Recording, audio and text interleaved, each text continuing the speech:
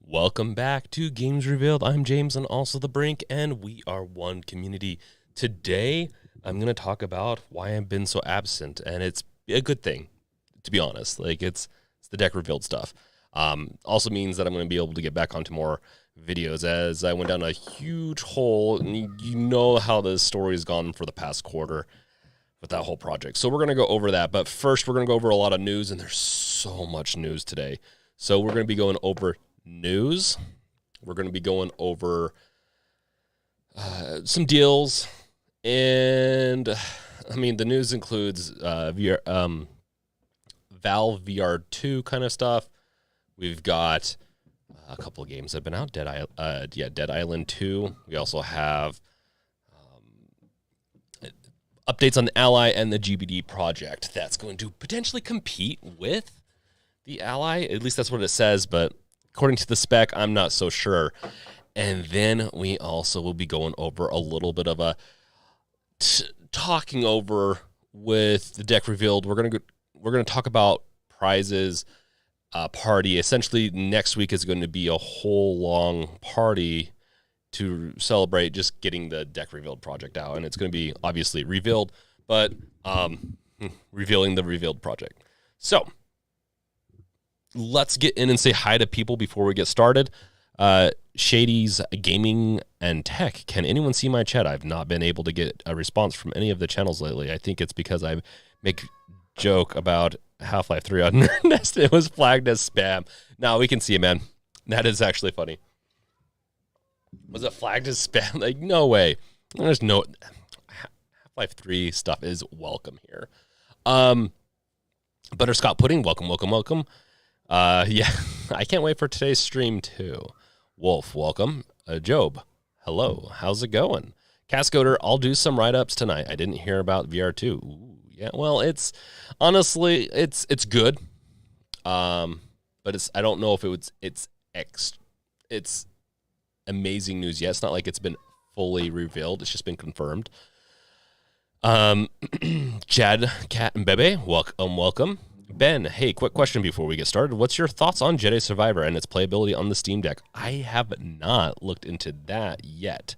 In fact, we should probably look at that as far as playability today, and I'll put that onto the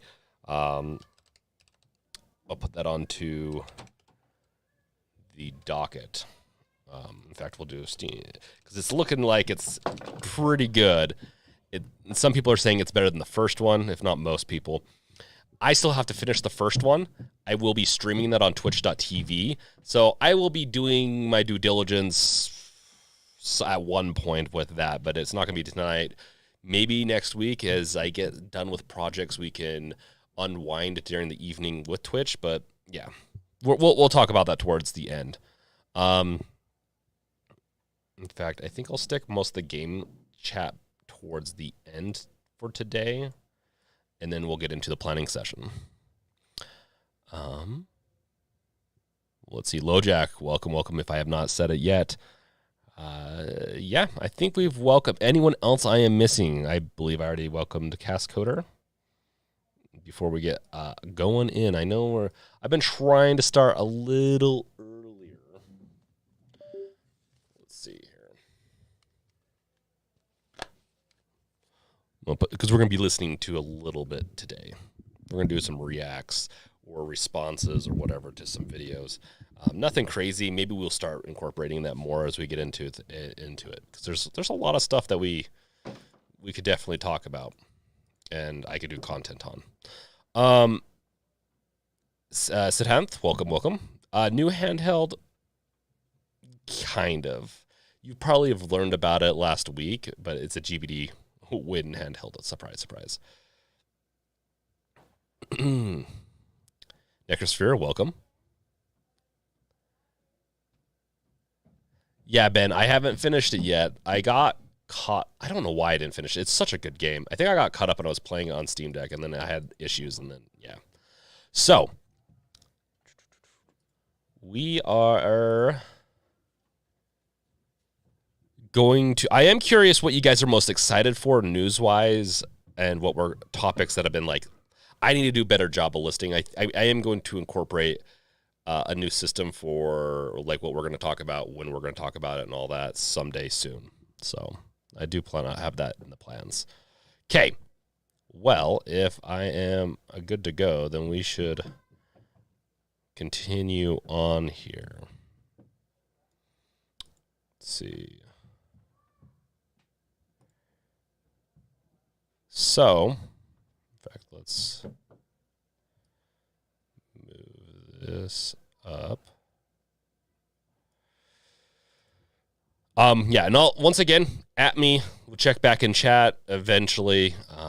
This is, I guess, top chats. Maybe I should, let's see, live chat. So we can see everyone's chat, just to be on the safe side. Yeah, everyone's welcoming everyone in. Okay, let's get this started as we have a ton to cover today and a little bit of time. Don't mind a little bit of noise. Kids are a little bit crazy today. Wow. Yeah, don't mind the noise, I guess. As far as VR headset news, you got the Valve's new VR headset has been confirmed. Hold on.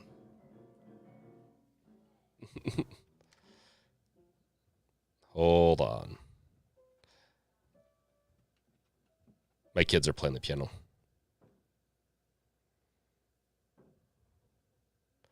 Okay. Sorry about that.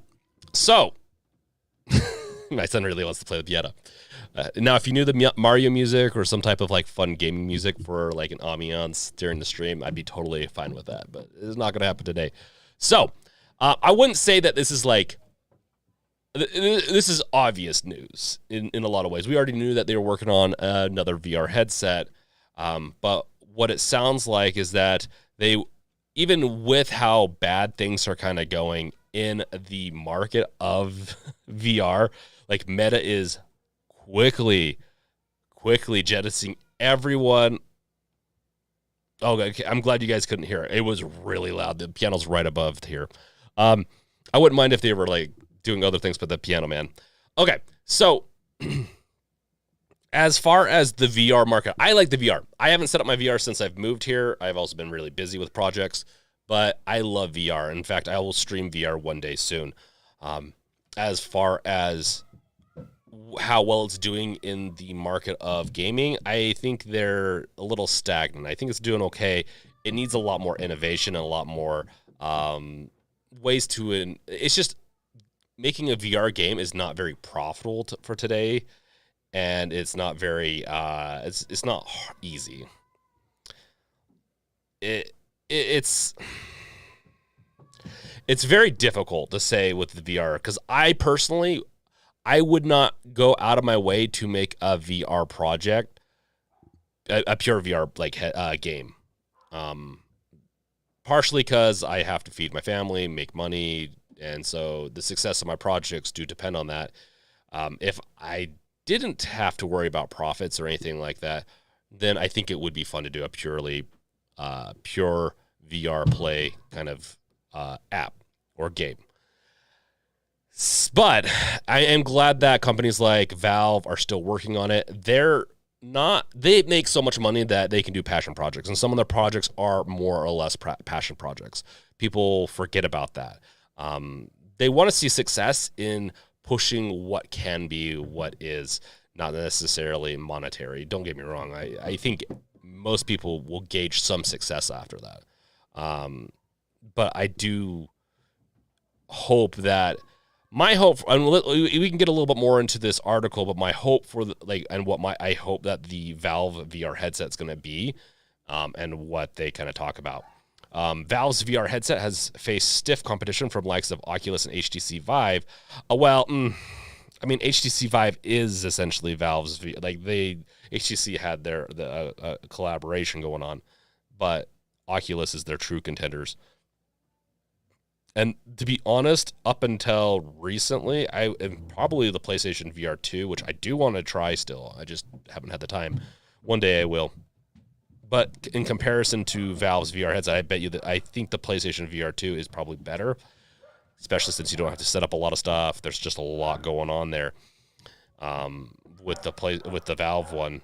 I do think the ease of setting up and utilizing is going to be the key to winning over VR marketplace, and it's so expensive. If they can cut that price in half and reduce the lighthouse, well, they could cut the price in half if they reduced the lighthouses, if they reduced a lot of pieces that are required by it. Essentially, the lighthouses, or I think they're lighthouses. They're not outhouses. I know that for sure. Oculus has done a pretty good job, but Meta, like Facebook, is burning down, and it's pretty apparent in the job market. Like they've jetted in so many developers that it's not even crazy. Like it's disgusting. And everyone knew except for Mark Zuckerberg, that their VR play was just not going to work out. First off, it just wasn't good. The metaverse just wasn't good. It wasn't done well. It needs to be almost like that type of thing needs to be a passion project. Someone that's so passionate they can make a world amazing. And so, but while it's easy to assume for Valve to give up the VR industry after the success of Steam Deck, this isn't the case. Valve has been quietly continuing its efforts making a new VR headset. According to Greg Coomer, a product designer at Valve, the company is not giving up on the VR market. And I will say, the next one is going to probably, it's either going to have a 2-part piece to it, where it's going to have a Steam Deck-esque device embedded into it, kind of like an Oculus, whatever one the Oculus. I don't think all the Oculuses can do separate, or can they? No, I think it's just one of the Oculus models or lines can do independent gaming without a PC or another device, as it has everything built in. In an interview with the Korean website, this game, Coomer states that Valve is developing a new VR headset. However, he cannot reveal the specifics of the upcoming VR device. And then also, and that's the point of this. Like, I wouldn't say that this is an amazing article, but it's fun to revisit this every once in a while. So we won't like weigh on this for too long. But also, there's the rumors of Half-Life Alyx coming to PSVR2, which I wouldn't be surprised if it did. Like, honestly, that would almost push me to get the PlayStation VR2. Well, I will eventually once I'm able to get a PSVR2.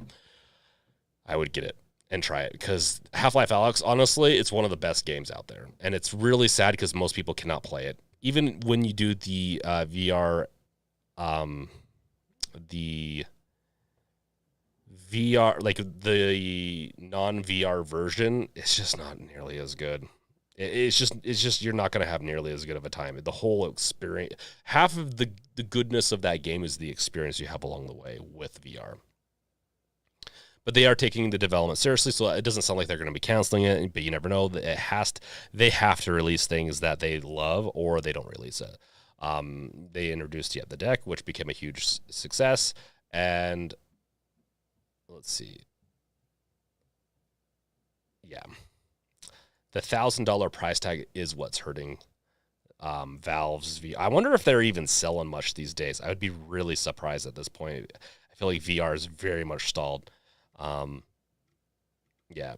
Meta's also released the Meta 2 Quest 2 for $299, a budget-friendly device. And their devices are doing pretty good. Has shipped over 10 million headsets since its release, which is pretty damn good. So I will have to say, this is so. We don't need to talk about this all day. We can kind of end this, and we'll get into chat and everything.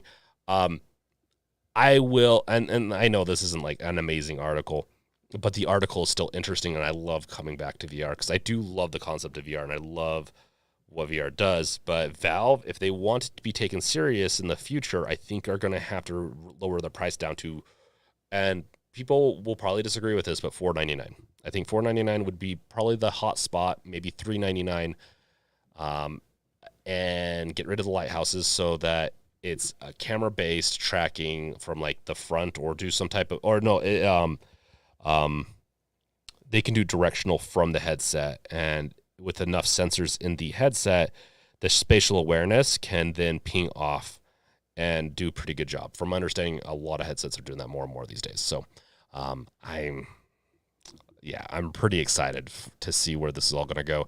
I do think at the $499 device spec, they could they couldn't do a Steam Deck integrated system. I think if we saw an integrated system like with a Steam Deck-esque, probably an APU that was built off of like the 6 or probably the 7000 series. Speaking of, there is some news on that, but I don't know if we're going to cover it today. Maybe I'll have to cover it in a different video.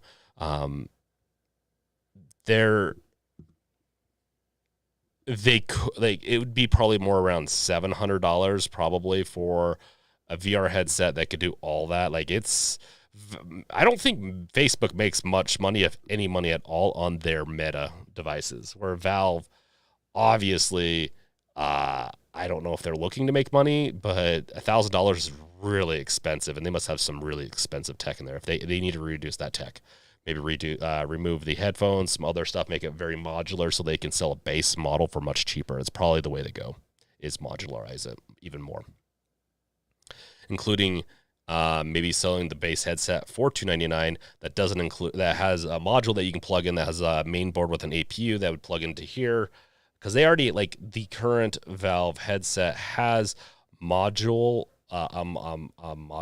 slot, like a slot for some type of module, and I can't remember what it was supposed to be. I think it was supposed to be like wireless or something like that. Also, wireless would be an amazing adage to it. There's a lot of things that that VR really needs to be improved upon. Like, bare minimum, if we wanted to get to the next step, we need wireless. It needs to be able to output higher resolution with the included screen, like not have to be screen door, reducing the screen door effect where you're looking and it looks like you're looking at a screen door, which they've already kind of done with this, and which they did a pretty good job between the HTC Vive and this. Then and reduce the tracking system, embed the tracking system and make it as good as possible in the device itself instead of out exteriorly. So anywhere you go, you don't need a camera. You don't need anything else. Like, I know it's very difficult, but like, once they can reduce it down to you just need the device and it's wireless, that's the next level of VR, and I think that will do pretty well. The problem, once again, is it's such a lonely thing. It's a hard thing for some people to get into. Me personally, I like playing games with people. Streaming VR is hard. I haven't done it a whole lot, and so there's a reason I haven't done it yet. So, okay, that's it for the VR talk, except for what anyone's saying in chat. Let's see what everyone has to say. By the way, welcome, Blind Eye.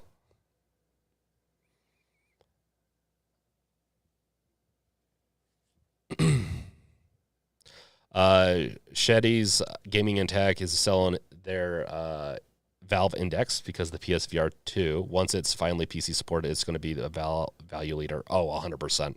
Yeah, is that going to be a thing that's coming out? I didn't know if there was going to be a PC hack for the PSVR2. I would be really excited to see that, because it's, from my understanding, is really good. Only the Quest models can run independently. Okay, that's what I was thinking. I knew some of the Meta headsets could. Blind Eye, VR is a little uncomfortable. You have a big weight on your head. Hopefully they did a bunch of reductions. I think it depends on the person. For me, it doesn't affect me until about 2 or 3 hours into it. And luckily for me, like, you really shouldn't be playing much further than 3-hour sessions.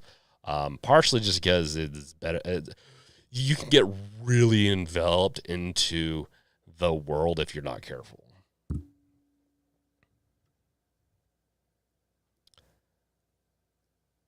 Vine Smash, I want to get VR, but I still haven't found one for me. Honestly, a lot of the options today aren't bad. Like the Meta Quests, the PlayStation VR 2, like the original PlayStation VR was pretty good. I thought it was. Yeah, there's a lot of stuff, but Butterscotch pudding. Sadly, it's Bradley has some excellent Deckard copium content. Okay.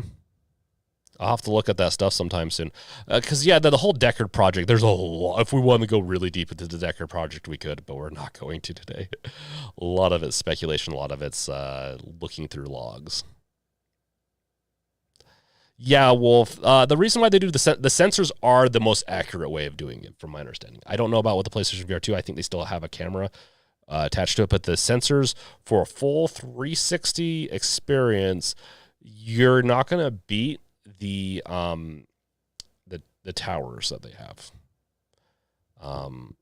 It's just, but that was past tech. With new innovations in sensory tech, maybe that's different now, because we got sensory tech coming from Tesla, from self-driving cars, all these things. We're getting a lot of really good sensory chips, and so I would be surprised in the near future we're going to have some pretty good headsets.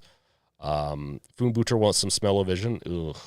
The smell-o-vision module I'd be totally down for, but man, imagine the fake smells that they'd try to make out of that. It'd just be so weird, because none of it, they'd all, okay, so we already have the concept of the uncanny valley of an image, right? So we see something that's like almost realistic, but because it's just not quite realistic enough, it becomes uncanny to where it's eerie, creepy, just unnerving. We're probably going to get something similar with smells, where you're just like, that doesn't smell like mac and cheese. That doesn't smell like turkey. That doesn't smell like poop. Whatever. It's just off a little bit. I know that people have tried doing smell sensory systems. It doesn't work out very well. I wouldn't be against it in the future, but I don't think I'd want a sensory device, like a device that would spew out smell. I think I want a device that's going to be injected into, like, not injected, but like essentially, maybe injected, kind of like interfacing directly with your system to trick you into thinking you're smelling it. That's the only way, because anything else could potentially linger, which would suck. Ben, thoughts on eye tracking like the PS5 VR?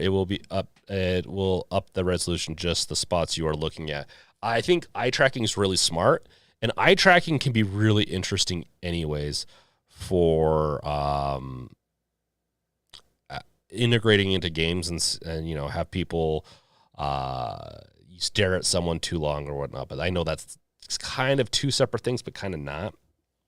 You could have some fun with that. But yeah, I think it's a good idea. It's probably it's how the PSVR2 is able to render such a large, or at such a high resolution image, and I've heard it's really good. So I really want to know what it's like. I think it's like it's pieces of tech like that that's getting developed out more and more. There's more and more being developed, and that's what's going to improve VR over the years to come. Is these little improvements that eventually we're going to have this ultimate VR headset in like 5 to 10 years. Ultimate to how far we can go with today's tech without just interfacing directly with our brains and nervous system, or whatever you want to. Probably not nervous system.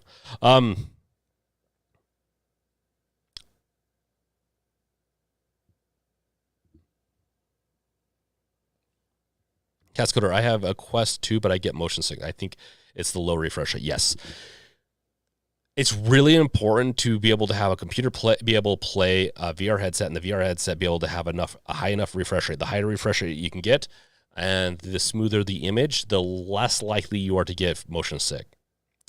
I don't really get motion sick too much from my VR headset. But if you have that resolution down, or if you really try to push the graphics, like in some games like Half-Life Alyx, at one point I was pushing it all the way, you're going to get a little bit sick just because it's not smooth, the refresh rate. True Blue Magic Dude, Resident Evil, smell-o-vision, smell rotting flesh. Yeah, it can be really gross. It make you not care about it anymore. Yeah, Blind Eye has an OG Oculus, and the screen door effect on it's pretty bad. Yeah, my Valve VR, my HTC Vive is like that. I just can't go back to it. It's so bad compared to my Index. Okay, let's move on to the. I think this was announced. Okay, yeah. So maybe my title's a little off. It's like a week old. The GBD Win, and I don't think I covered it much, but the GBD Win Mini, new gaming handheld to target Asus. I guess they're targeting Asus ROG Ally at around $700, which I think we're assuming what the ROG Ally, and of course, the Fox, he is all about, like, I think, isn't this one of his favorite companies? I will have to say, though, I have a lot of opinions about this. I do think that this is a pretty interesting device, and it is targeting. So it's going to have a 120 hertz display, which I believe the ROG Ally does. The ROG Ally actually has a FreeSync monitor, which is pretty awesome. Yeah, it's going to have the Zen 4, the RDNA 3 based APU. It's going to be the whole package. This thing is going to be a beast. And it's going to be like a portable PC with like the QWERTY kind of style keyboard, which honestly is going to suck, to be really honest. I think it's, or is this like, what size is the screen? This could end up being, no, it's a 7-inch. Yeah, this is, it,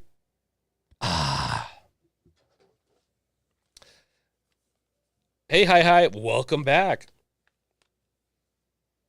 Yeah, hi, we need to do it. So this is the GBD WinMax 2, right? This keyboard right here is smaller than a regular keyboard. The keys are a quarter or smaller width-wise. And that's a 10-inch screen. This is a 7-inch. It's going to be essentially a QWERTY keyboard almost. And it's I'm not a big fan of this type of stuff, but maybe I will. Also, the control, I know I'm destroying it how it is right now. People aren't going to like, I know some people are very passionate about these devices, GBD. I've pissed off a lot of fans with previous videos with GBD. I don't like the controls on the GBD WinMax 2. It's good enough for me to play an hour long. Its performance is amazing. And once I plug a keyboard and mouse, I'll take that with me down to my parents and visit. If I want to play games on the go, I'll plug in my keyboard and mouse, or my mouse more or less. And instead of having my beefier gaming laptop, I'd rather just have the GBD Win 2. That's where it shines. It does not shine when it comes to a handheld. Like, it does not beat the Steam Deck in any way when it comes to like a comfortable handheld experience. But oh man, and this looks like it's probably going to be a very similar. It's going to be a very similar spec system to the Ally. Win Mini will be available with the Ryzen. Of course, they're going to do two different SKUs. So this is the SKU that's expected for the Ally, and this is the SKU, I believe, right? Yeah, I'm pretty sure that is. This is the SKU that's going to be making it cheaper, and this is probably the SKU that's going to be $700. I don't think the Ally is going to be multi APU'd versioned. I think they're going to do just one version with two different SKUs is what the rumor is. You guys can always update me on that if you want, but that's from my understanding. This is going to have 6 cores, which I think is fine. In fact, I think 6 cores is perfect, or at least the Ryzen 5 is going to have 6 cores, which is about right. 8 cores is a little overkill for these types of devices on the go. But once you plug them into an eGPU, then it really starts to shine. Yeah. 16 gigs of RAM, 256 gigabyte SKU. I think the Ally is going to have a 512 starting out, and I bet you they're going to hit a price around $700-800. I'm thinking 700.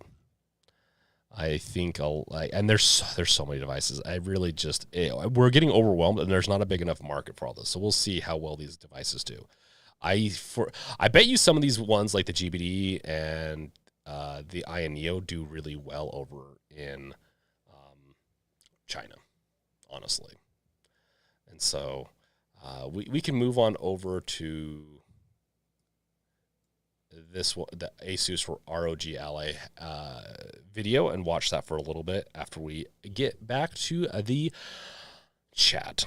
So chat, let's see how you guys are doing. And hi, welcome once again. It's been a few streams since we've seen you, man. I'm glad you're still alive. Let's see where we left off.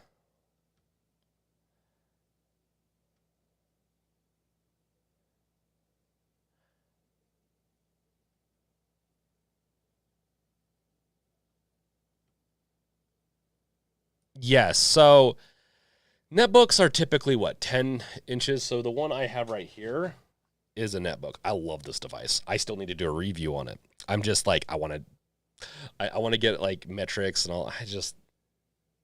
I just overload myself with too much to do. One day I'll have a review out for this. Wolf, oh my! I thought your controller was the lamb in Cult of the Lamb. The yellow part looked like a crown.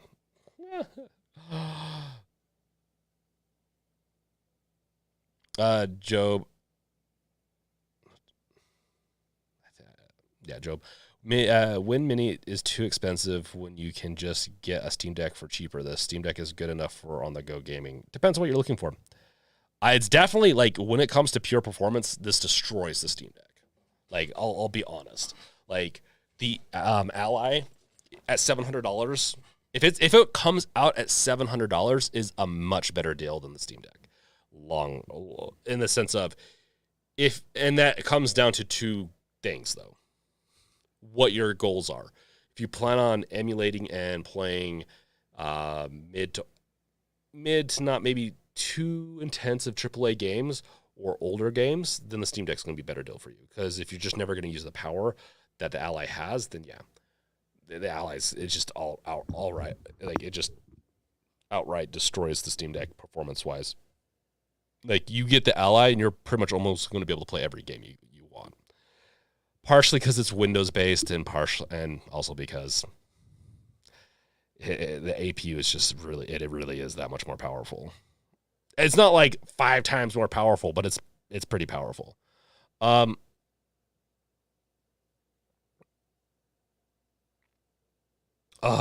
you got to watch out for those Starbuck poison.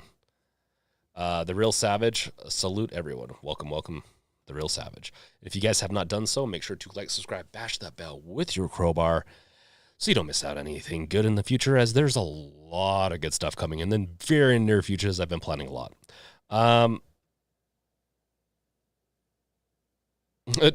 Blind Eye, the mobile PC market reminds me of 2009's MP3 player phone market. Oh my God, you're right. You're so right on that.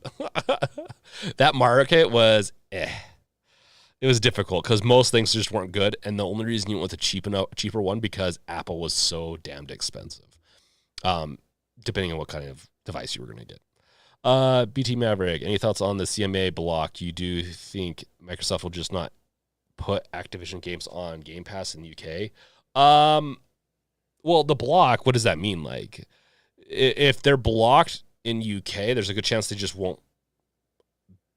It blocks the whole deal, right?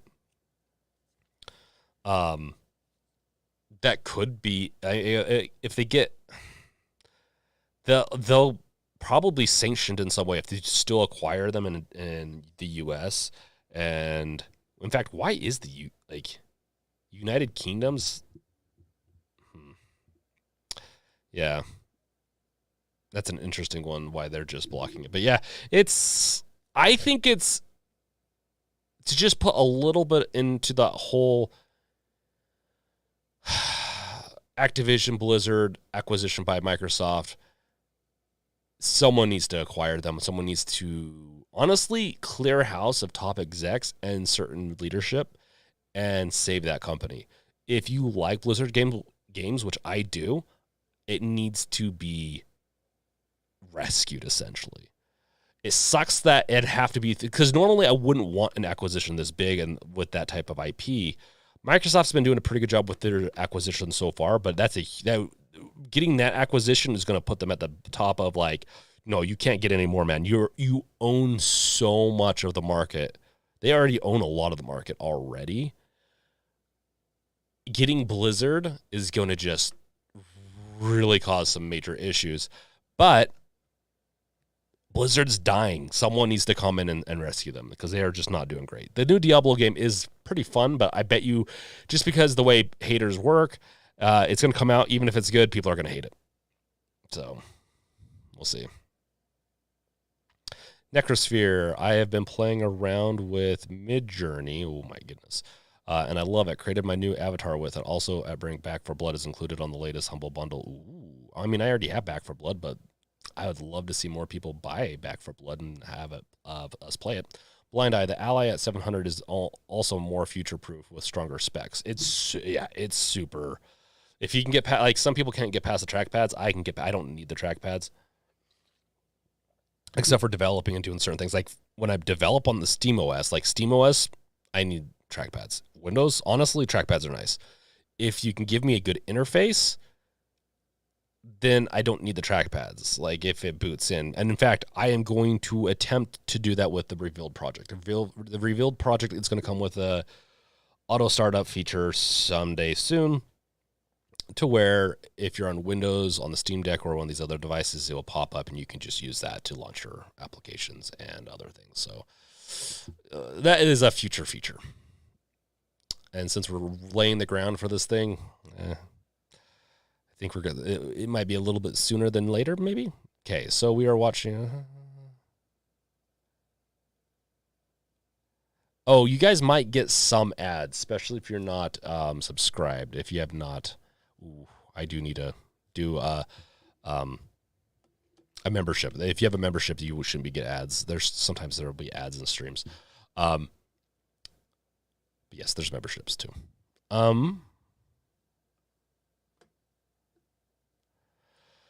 Blind eye, but future proofing is kind of treadmill. It kind of is. The problem is the Steam Deck has always been a little just not quite powerful enough. It's been saved by tweaks to the Proton system, but it hasn't been quite powerful enough. Whereas this 6 and 7000 series, they just up the power just enough.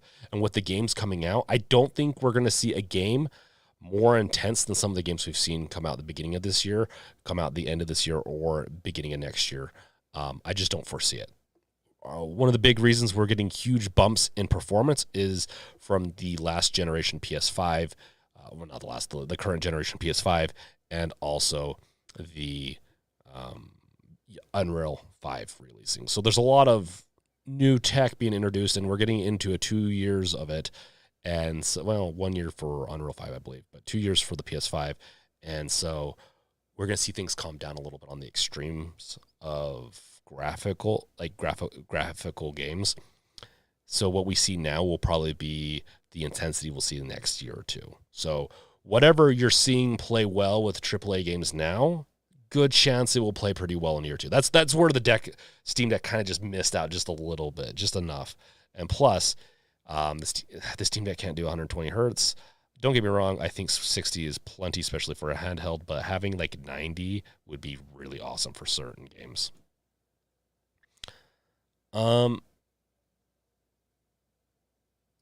Wolf, what about Moist Critical? What did I miss? You watch Moist Critical? Man, he has the best comments in the world. I'll just say that right now. Like in the sense of or comebacks or like name call. Like he's like mastered name calling. Blind eye, but hey, I'm not a commodities lawyer. Yeah, I'm not either. Brandon Wolf, yeah, it just popped up on Brink's video. He was fishing in a boat with a blue screen, fishing for opera.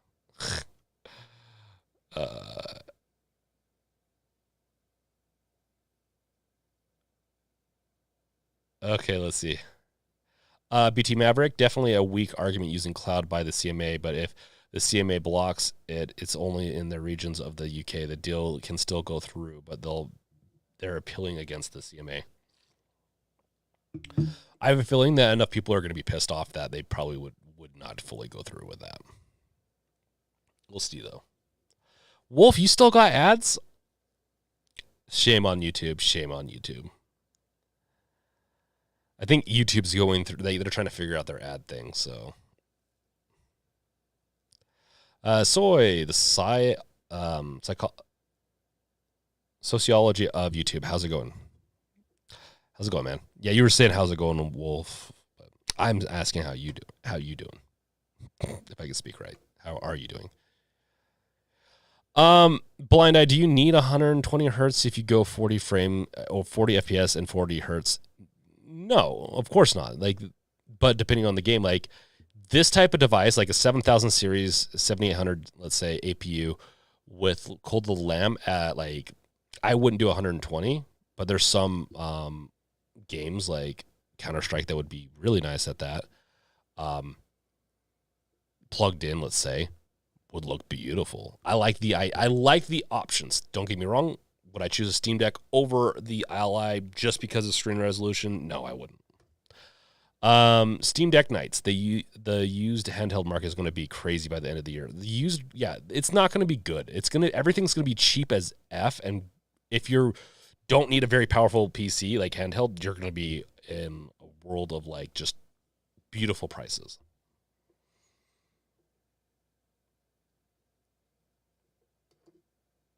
Okay, so I mean that's. Oh man. The Fox. Let's see here. To see and play around with something new and I think pretty exciting. It is the Asus Ally. What is that? That is a handheld gaming device. It's probably the most similar to the Steam Deck from Valve in that it kind of looks like a Nintendo Switch, but it plays PC games.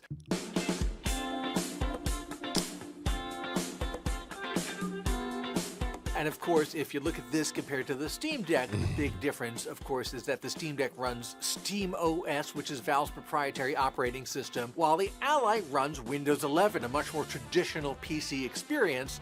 That said, they can both play Steam games, and frankly, they can both play games from other platforms, whether it's Xbox games through Xbox. So that doesn't destroy. Streaming, 100-something grams, which is like maybe 1.3 pounds, I think, for the Ally. Meanwhile, the Steam Deck is definitely clunkier and heavier. Another thing that really jumped out at me is the screen, which... It definitely doesn't look quite as comfortable as the Steam... This is one of the reasons I don't want to watch it, though, because we watched them with the Steam Deck. It just looks like it's just an easier hold. Deck is it's about 600-something grams, which is like, but it still doesn't look bad, pounds, like in the sense of like the way it holds. Meanwhile, the Steam Deck is definitely clunkier and heavier. Another thing that really jumped out at me is the screen, which can do full HD, 120 hertz. The screen has never been the biggest selling point of the Steam. No, from my understanding, the Ally has a really good screen. It's kind of small, lower resolution, lower light. It's got the basic, triggers and bumpers. So yeah, you got the proprietary hookups right here with the USB-C, micro SD. Got your headset port. And two analog sticks, and the 4 buttons that you would have on a traditional console gaming controller, an Xbox controller or something like that. The biggest knock is white. That obviously is not as great as the Steam Deck having all those things and also the 2 touchpads. So you're missing out on this. I did see a couple of examples, like when I was in Windows 11, where that right stick, you use it basically like the mouse cursor, and you can move around like that. I don't know if that's going to work as well in games as the little touchpads on the Steam Deck work. I do appreciate that both have micro SD card slots, so you can expand the memory inside them. You can fit more games onto them. Obviously, modern games can take 50 gigs, 60 gigs, even more space. So even if you have a 512 gig storage drive in there, you can eat that up pretty quickly. So with a micro SD card slot, you can add another 512. On my Steam Deck, I added a full terabyte card. Really made life a lot easier. But something else that the Ally does that the Steam Deck doesn't is connect with Asus's own external GPU box. I saw an example where they had it set up. Well, Steam Deck can't do that anyways. That's another huge flaw of the Steam Deck, and why they should have just waited a few more months. Got into the newer APU models, and because USB 4, I know it's more or less. I think the Steam Deck is great, but because I criticize and have to talk about Steam Deck and a lot of the stuff all the time, like it's a part of my daily life now. I'm a little bit more critical. Basically docked. Still love the Steam Deck. As a desktop computer, the Ally was sitting there docked. It was connected to the Asus external GPU box, which you can buy. I think they have a NVIDIA 4070 version. I think maybe they have a 4080 or 4090 version. They have a 4090 version. They can cost $1,000, $1,500. They're pretty expensive, but then you have that. I didn't realize they had multiple models. Display and a keyboard and mouse, and you can have just a regular Windows 11 desktop setup, and then you can obviously just unplug it and take it with you when it's docked using the external GPU box. That's the GPU. It doesn't use the one built into the Ally. When I saw the machine, Asus was not speaking about the exact differences in the hardware configurations or what the prices were going to be. They did say that it's probably going to be less expensive than some of the rumors, which maybe have it at like $600 or $700, which is a lot for a handheld gaming machine, even if it is very versatile, especially because we've gotten used to the Steam Deck and what that costs, which is frankly a pretty good deal overall considering what you get. So I'd expect the Ally to come out sometime maybe in May. That almost confirms it. It's going to be $700. Time, price, market position. Valve caught everything right when they struck. If Steam Deck didn't come out, the ROG Ally would be over $1,200. I highly doubt it. I honestly highly doubt it would have. All signs showed that things were starting to be cheaper and cheaper and cheaper. Steam Deck did help set it, though.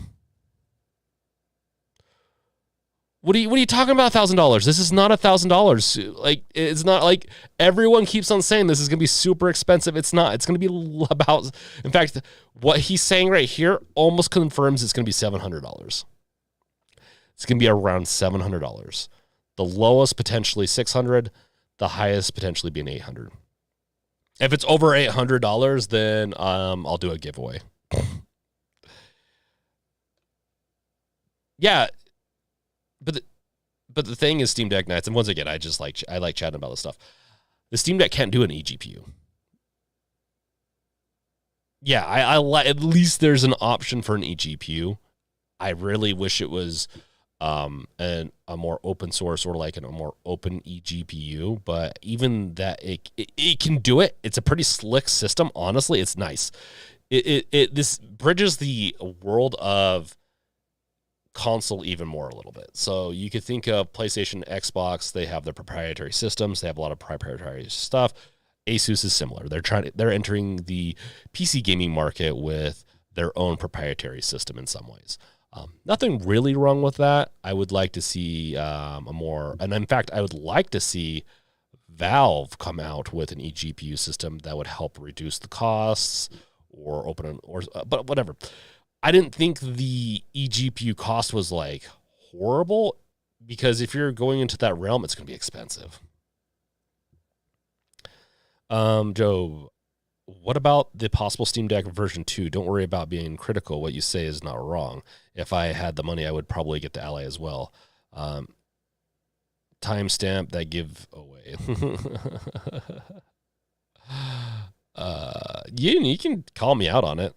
I've done plenty of giveaways in the past. Yeah, no, it's price to performance. This is going to be better than the deck.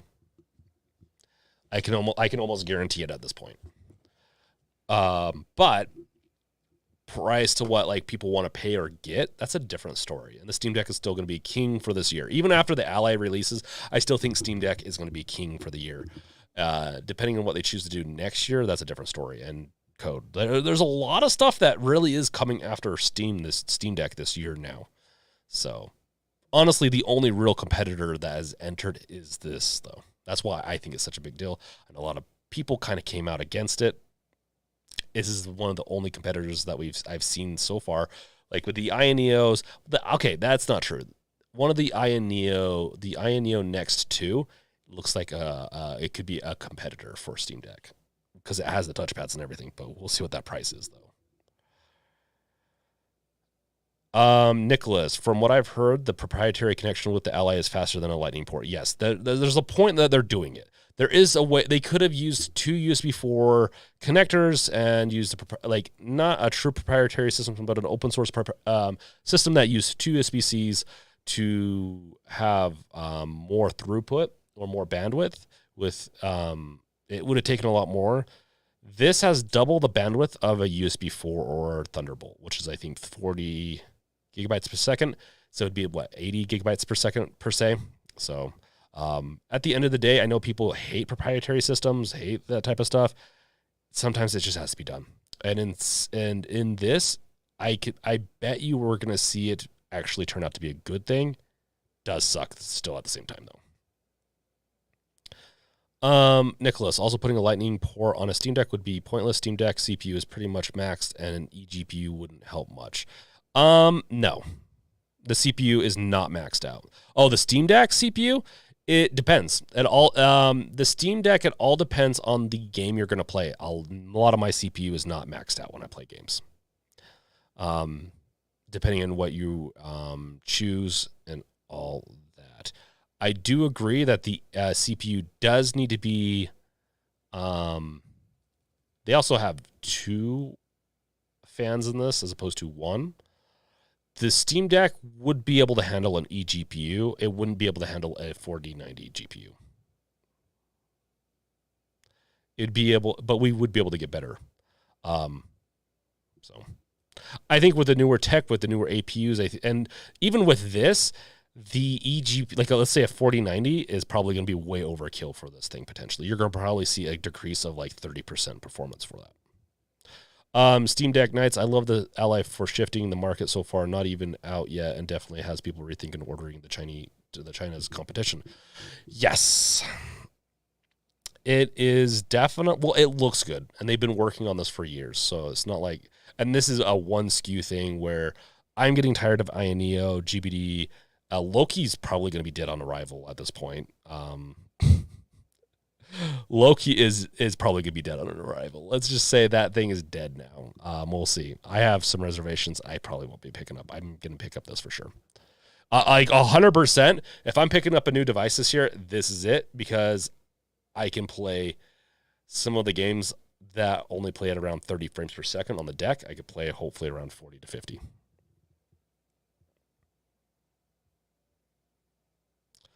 Okay, so it allows for 63 gigabytes per second.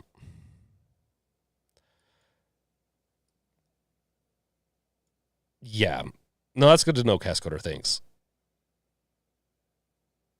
Did I say Android gaming is dead? Hey, Dark Wolves, what's up, man? Unlike other competitors, Asus is well-known gaming PC manufacturer, yes. They're also going to be in-store. They're going to hit the parts of the Steam Deck, or like the handheld community that Steam Deck has had a little bit harder time hitting, and that is people that want to walk in and I know plenty of people that want to walk in and just grab their stuff off the shelves.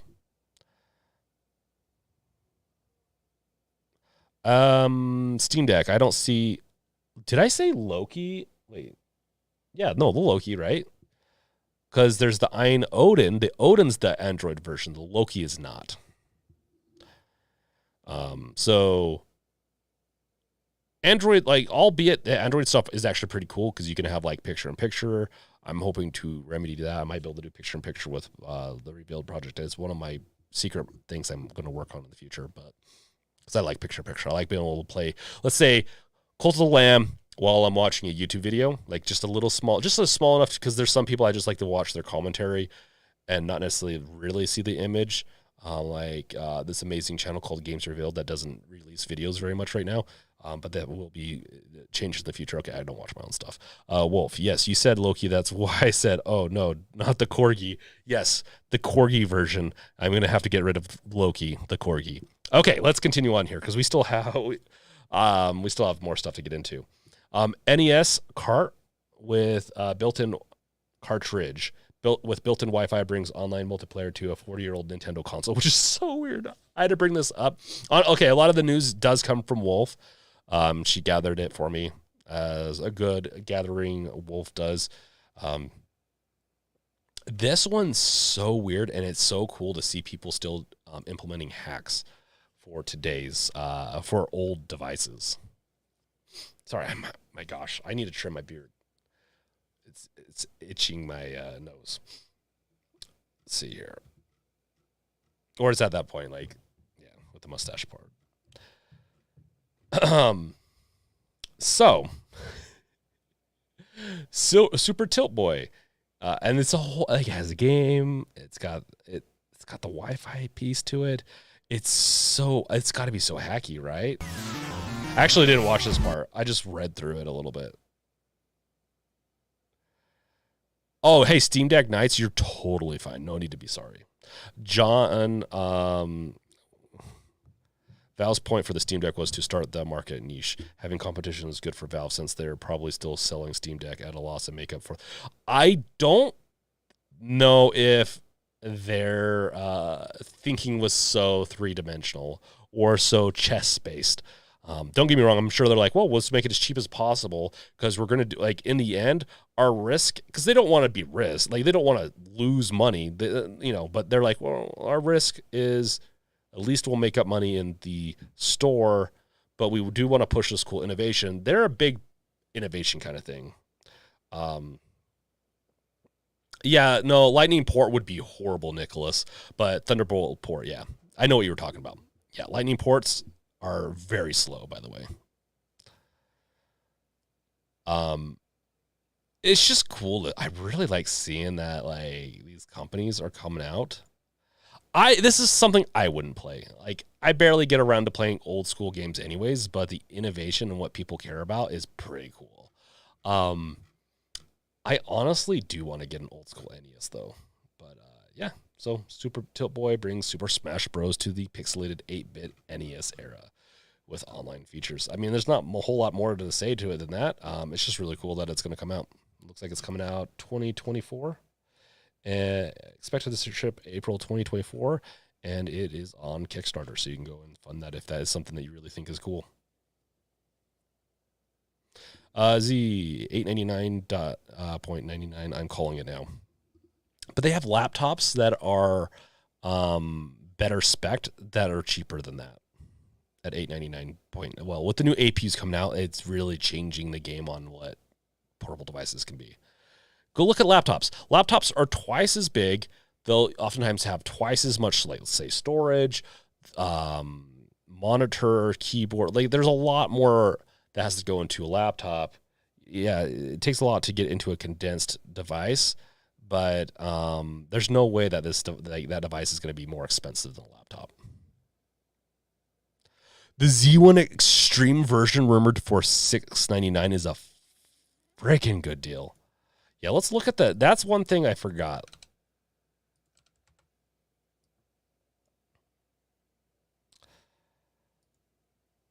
The Verge leak: the Asus ROG Ally will cost $699 with an AMD Z1 Extreme. Yeah, I'm calling it. And if it's $600, like, that is an amazing deal. And that, from my understanding, this Z1 Extreme is a really good chip. Yeah. 16 gigs is going to be one of the bottlenecks next for this. In fact, that is going to be one of the problems, like, with games that are more VRAM heavy. So it will be interesting to see how they get around that. But 512 gigabytes SSD starting out is really good. And I think it's going to have to push Steam Deck to ditch the 64 gigabyte version and maybe have the 256 be the new $400 device. Thanks, Will, for posting that.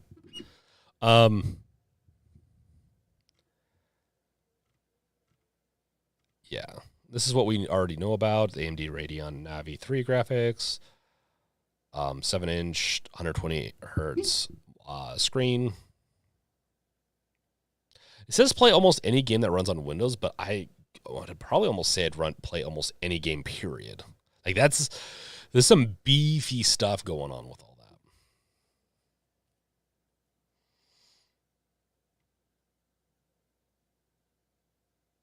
that. Ally will charge from 0 to 50% in 30 minutes using a bundled 65-watt USB-C power brick. Whoa, okay, that's crazy. Obviously, it's going to trickle charge. Like, it can charge at lower, but if you at a quick threshold of like 65 watts, it can charge at 50% in 30 minutes. Is a really good deal. Brandon Kitchens, I still say I'm in love with the Asus Ally. You like white stuff, though, Brandon. You like your white computer and all that, so. Steam Deck Nights. I feel it would be very easy to get one at Best Buy here in Salt Lake. Probably. Yeah. Depends on the Salt Lake, though. Or, so where I live, the Salt Lake area, Salt Lake City, Utah area has, like, probably 10 Best Buys. I wouldn't be surprised. In, like, a 30 to 40-minute drive. Maybe more like, maybe 5 or 6. The one by me is everything's always sold out. I think it's just poorly supplied. Honestly, what this is going to do is this is going to put a new standard. I don't think it's not going to outright beat the Steam Deck. Let's just mention that. Like, it's not going to outright beat it in every metric. but it is going to show that, and I like a year ago, I called it, essentially. This is the next 10 years are the years for portable PC gaming. It is what it is. Portable PC gaming is on the rise. It's going to be really big. It's going to be really fun. And I need to do more videos on this. And I do apologize. I have not done more videos on all this. But I've also been having fun writing software for the future of these devices, because that's what the Revealed project will be able to be used on multiple devices, but it will shine with mobile. Dan, having a deck, I probably won't order this, but if I came across it in Best Buy, it would be really tempting, 100%. Because the channel I do, I'm going to ask them. I doubt I'll get one. I'm still not big enough. But because I still don't really get a lot of free stuff at all. But I am curious.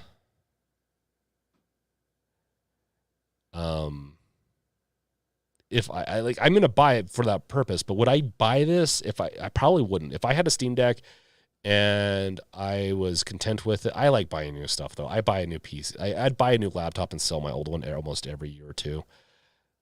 I haven't done it as much lately, especially the Steam Deck. Steam Deck's kind of taken over my laptop thing. I use my MacBook for developing on the go, and then I use my Steam Deck for playing on the go. That's just how it works now. I don't use laptops.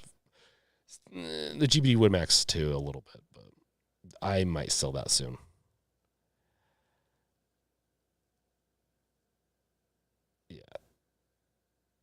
Yeah, and there's so many parts for the Steam Deck that we already have. Steam Deck Nights, I don't think it will hurt Steam Deck sales, but I will make you think twice on the Ioneos.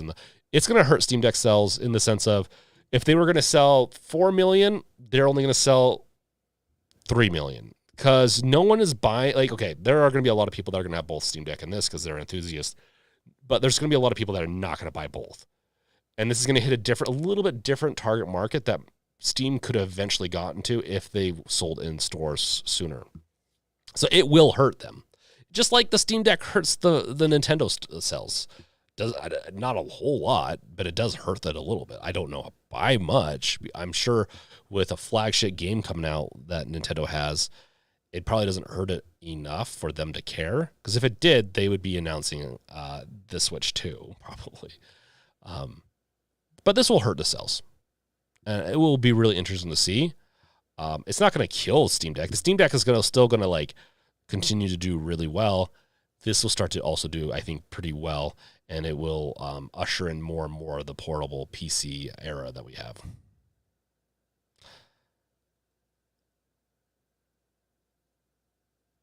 What does it offer that's so amazing?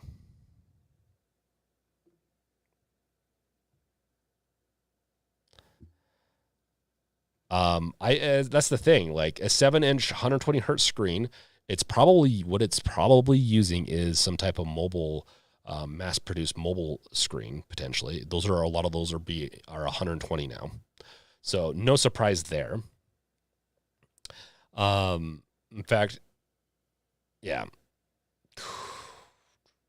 But yeah, meaning if something's already being mass-produced and they don't have to get a custom fit for it, much better. Asus probably was able to negotiate a high amount because they're going to roll this out to, if I'm not mistaken, Australia and a bunch of other. They're doing a global release, so they probably were able to do mass purchase and save a lot. Yeah, I would not be so. This would be really at the lowest priced version of this. I'd be really surprised if it was over $700, meaning it's going to be $600 or $700. 512 gigabyte NVMe's don't cost a whole lot right now. They're being we have such a high demand for the M.2s that it's reducing the cost. If you haven't noticed, a 2 terabyte actually doesn't cost ridiculous amounts anymore. Everything in this is pretty standard and is easily mass produced. That's why I don't think it's the APU being the sole exception. No, it's not the cheapest NVMe drive, but those the way they're doing 3D memory and also doing once something becomes mass produced, it's gonna be cheaper. The 2230 is less silicon. It's less. It's smaller. They're able to reduce it. A lot of things. It could potentially, as it gets more mass produced, be cheaper and cheaper. Not saying it's gonna be cheaper than the 2280, but it's definitely not gonna be bad. 2 terabytes is a lot, though. 2 terabytes is a lot. They potentially could. Cool, sir. Valve needs to focus on getting SteamOS on everything. Unlike Windows, there's no licensing fee, so it should be attractive to other manufacturers. Yeah, 100%. Honestly, if Valve wants to capitalize on this, in fact, this would be like a good video. Maybe I should. If Valve wants to capitalize on this device, release SteamOS, like 3, beyond Steam Deck. Meaning, and I know that they've said certain things about, I think, not so like wanting. They're working on. I don't know if they're fully going to support not having trackpads or whatever. All I know is that they're going to kill the. If they don't have the SteamOS work on a device like this, for general public, it's gonna be dead on arrival for other devices. It will be really popular for Steam Deck stuff and other mirrored devices like the Ineo Next 2, but the SteamOS is so good, and having it only work with with trackpad devices is not good.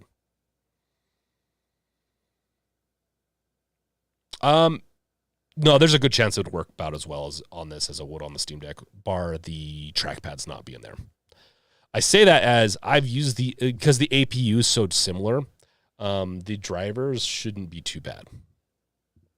AMD makes the drivers. Like, the drivers that would be included on this would be AMD drivers. So, yeah. It's not going to get the same fine-tuned niceness that the Steam Deck's going to get for its hardware per se. There's still probably a lot of fine-tuning for the AMD architecture that would translate over to this too.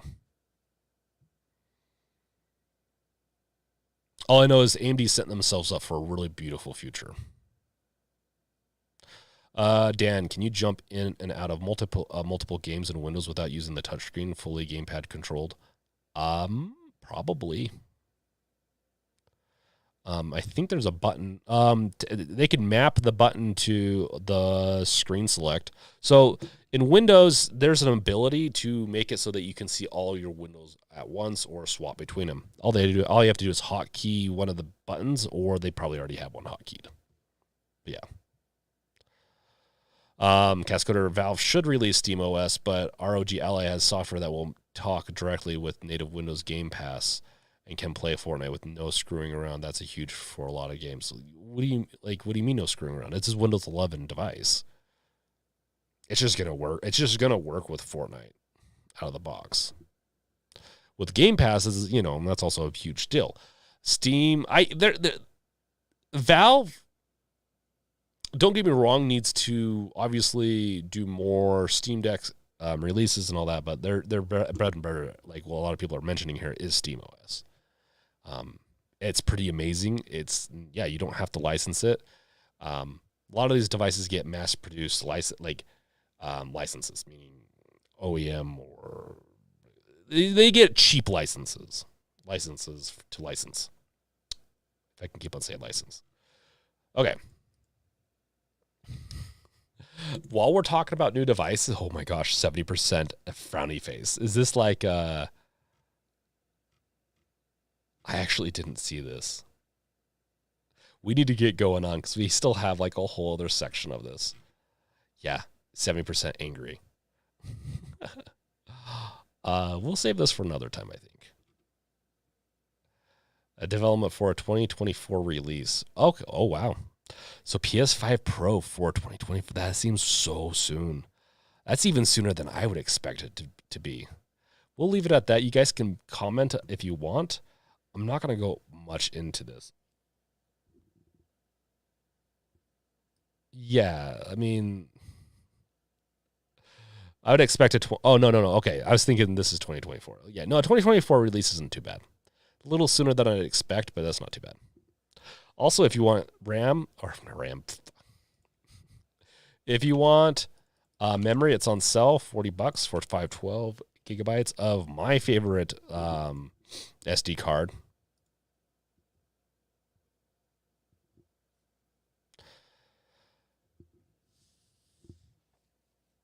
We'll see, Dan, about the Steam OS being able to do native Game Pass. There's a lot that goes into it.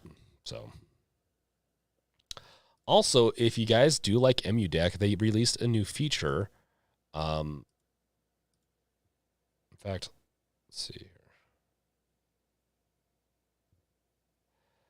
Yeah, that has a store you can now download games from. I'm going to eventually, so the Deck Reveal project is going to have store-based stuff too for tools and also for games. And it looks like they're doing a lot more too. Tools, Steam ROM. Wow. Yeah. That's pretty impressive. Wow, they even become a Patreon. That's impressive. Like, this is going to be, I could see EmuDeck becoming a competitor with the Revealed project. Yeah, the cloud service manager and all that. Like, they're going a different route, though. Mine's a little bit more, it's different. Yeah,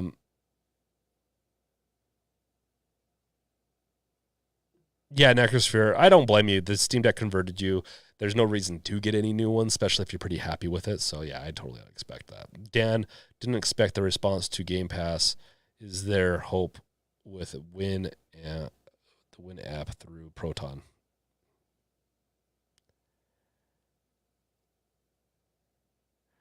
It doesn't add to the Steam Deck properly. Yeah.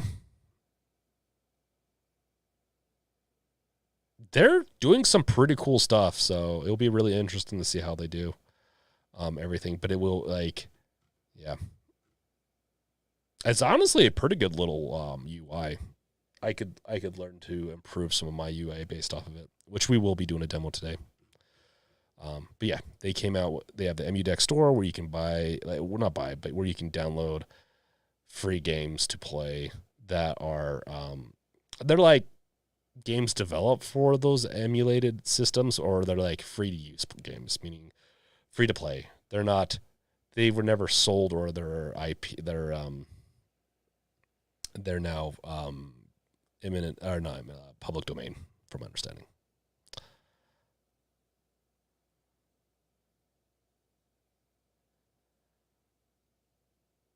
Nicholas, I watched a video claiming Steam ran natively on Windows is better than Steam OS. Not sure if that's true.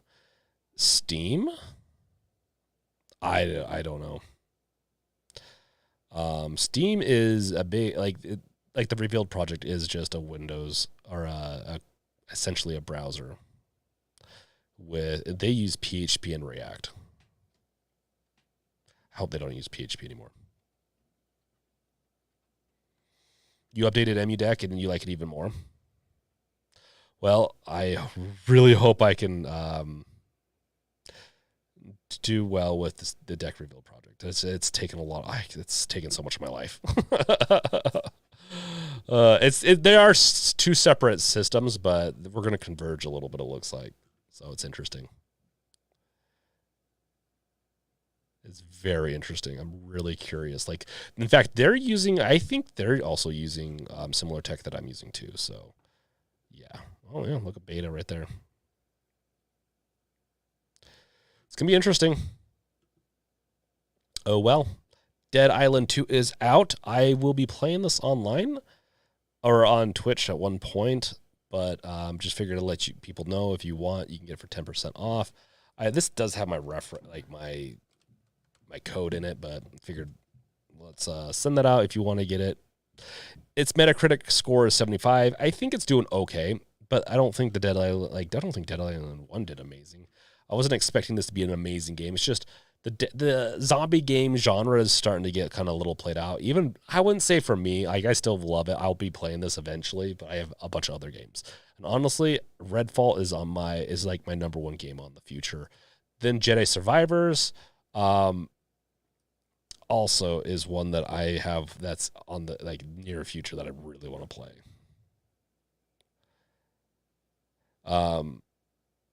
Respawn Entertainment has officially confirmed that Star Wars Jedi Survivor will have no dedicated support for the Steam Deck, meaning they're not going to make sure it runs on the Steam Deck. They probably just want to make sure it runs. From my understanding, though, Valve came out with a new Proton version that will make it so that it's more playable on the Steam Deck. So,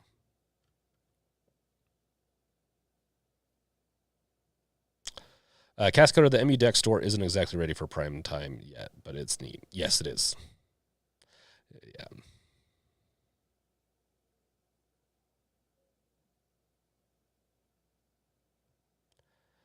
It keeps on. Okay, yeah, you're missing some DLLs, or you're missing some potential DLLs and some additional essentially software to allow you to play it on the deck. Yeah, Necrosphere. There's going to be with the route with Heroic, and a lot of the stuff that eventually will come on Revealed will be Heroic based too. So with that, let's get into deck Revealed project stuff and all that and planning. Let's do some party planning, guys. You guys ready to be the party planning committee?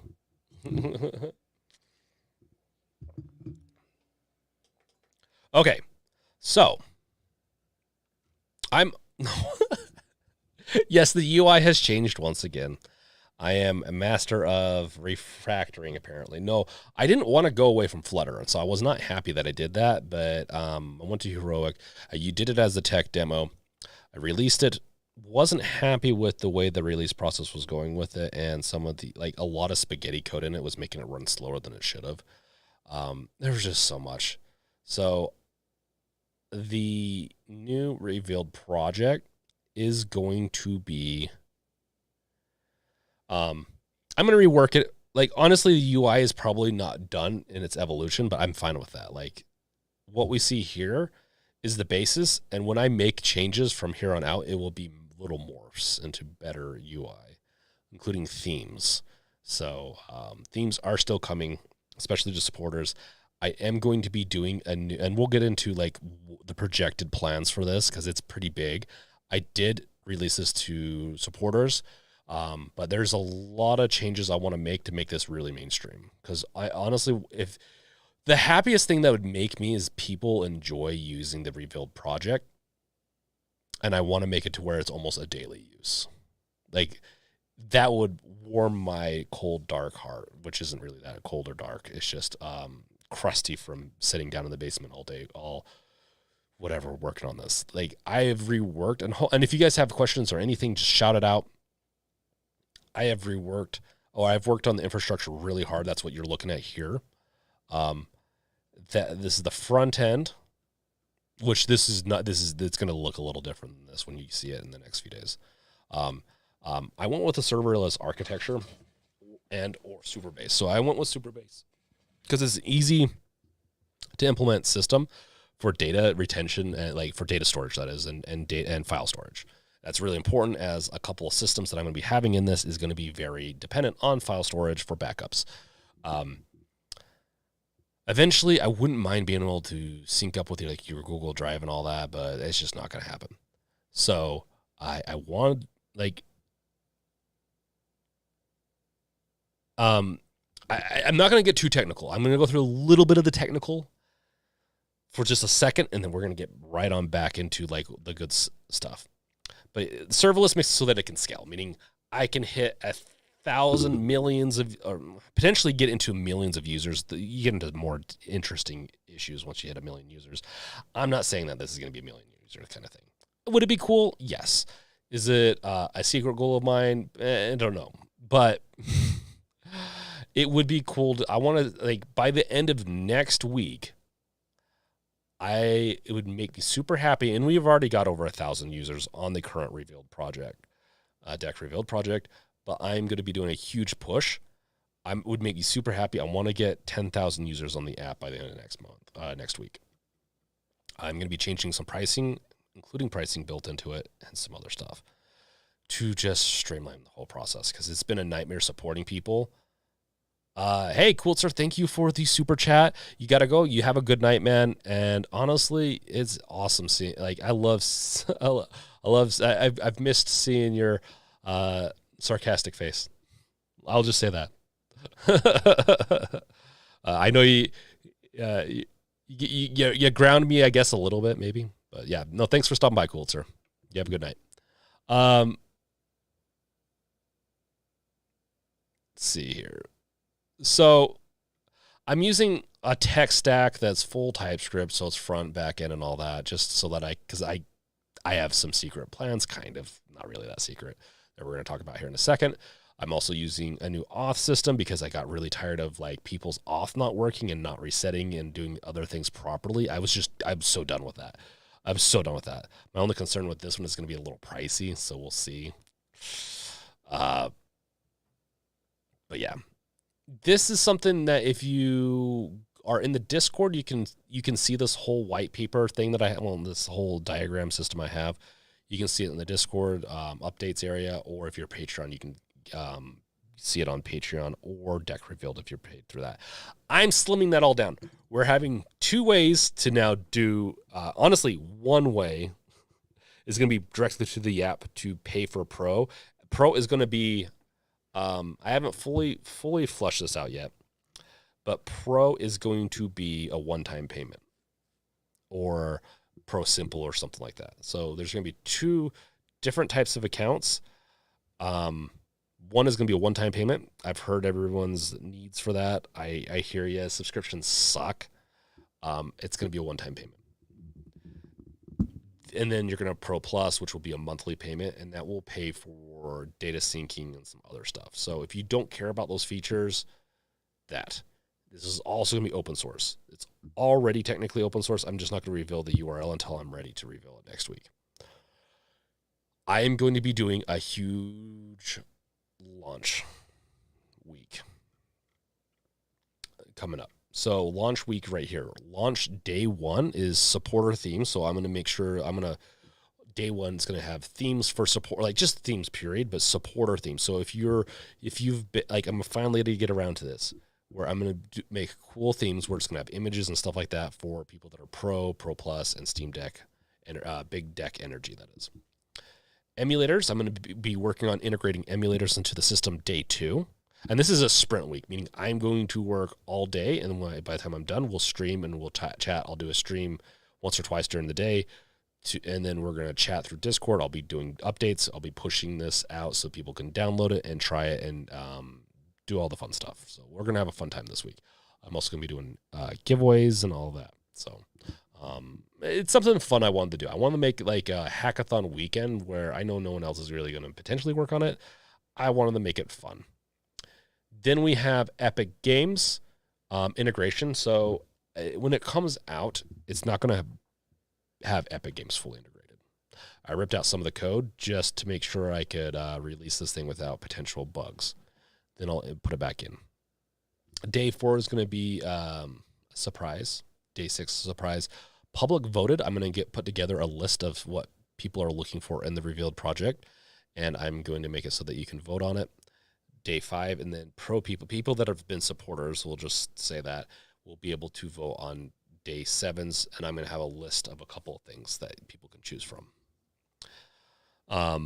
As far as what the current public beta should be able to do, it should be able to do view apps in revealed, view apps, meaning you can now view them inside the app, view apps externally, add to Steam, just like we were able to before, favorite apps, easy updater, just like before, controller support, which is something much better than what the current version 1 is with Flutter, SteamOS, scripts, utilities.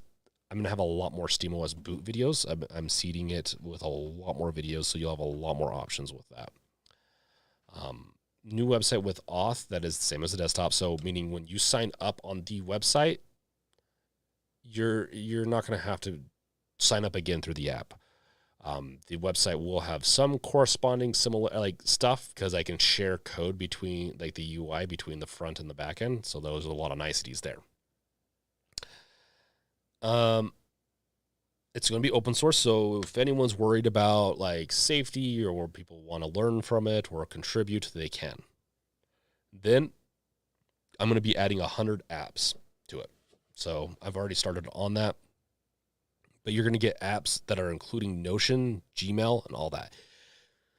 The cool thing about this is if you there's a full screen mode too, and some other stuff that you can do in it too. When you navigate the app,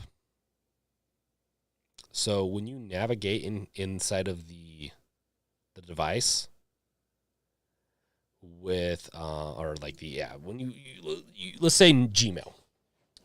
I have sessions and stuff I can say that are saved to the Revealed app. So when you close the app down and go back in, you go back into Gmail, your Gmail's still logged in. Cool. Another cool thing that I can do with that though is potentially, and I haven't tried this out yet, this is going to be one in the future, I might be able to potentially sync the Gmail state between other desktop versions of this and the mobile app that is planned for in about a month. So this is what's coming out during the public beta Sunday. So public beta Sunday, previews Friday, and then launch party is going to be we're going to do game and pro giveaways, meaning people that want pro, I'm going to be giving it away to some people as a raffle. So we'll make sure everyone's signing up for it, for the new system and all that. And I'll be doing every day I'll do a couple of giveaways for the pro. Then also be doing some game giveaways. I also, with all this, I'm going to be attempting to grow the social networking. So, there's a lot of things that I want to do to help grow the presence of this and actually make this a project that I can treat like a job. I've already been kind of treating it like a job as I'm trying to get a job anyways right now, and it's such a tough market. This will be my job, and honestly, I've led teams before. I've done a lot of development over my obviously time estimation is my worst quality. It's partially because desktop is a little bit newer for me. And if everyone's okay, is everyone doing okay in chat? You're more than welcome to ask questions if you want. I know this is getting super technical, but we're going to get into a little bit more non-technical. So if you guys have questions, more than welcome to ask now. But there's full development cycles going on. I am treating this seriously.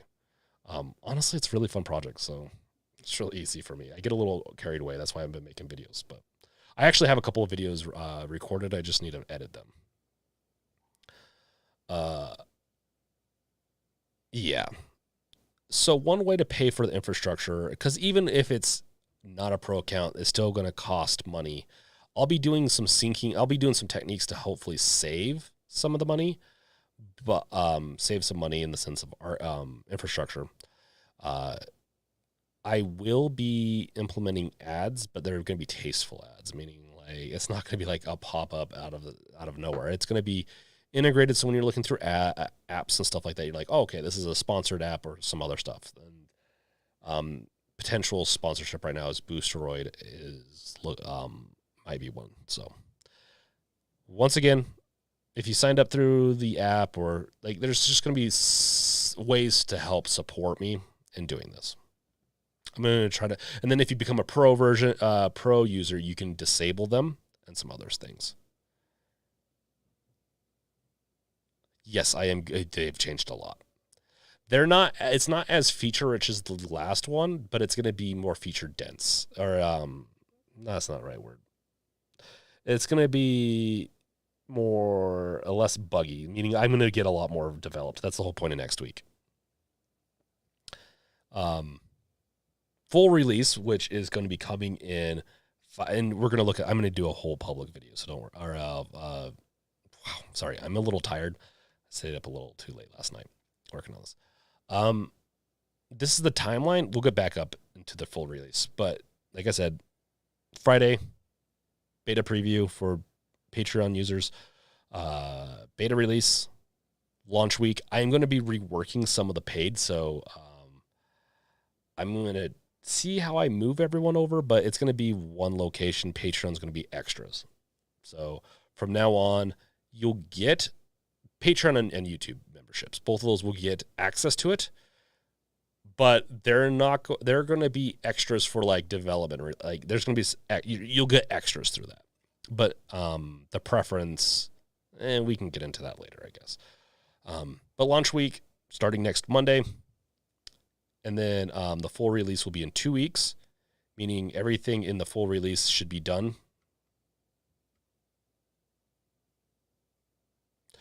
Yes. So what's the elevator pitch for why someone should install?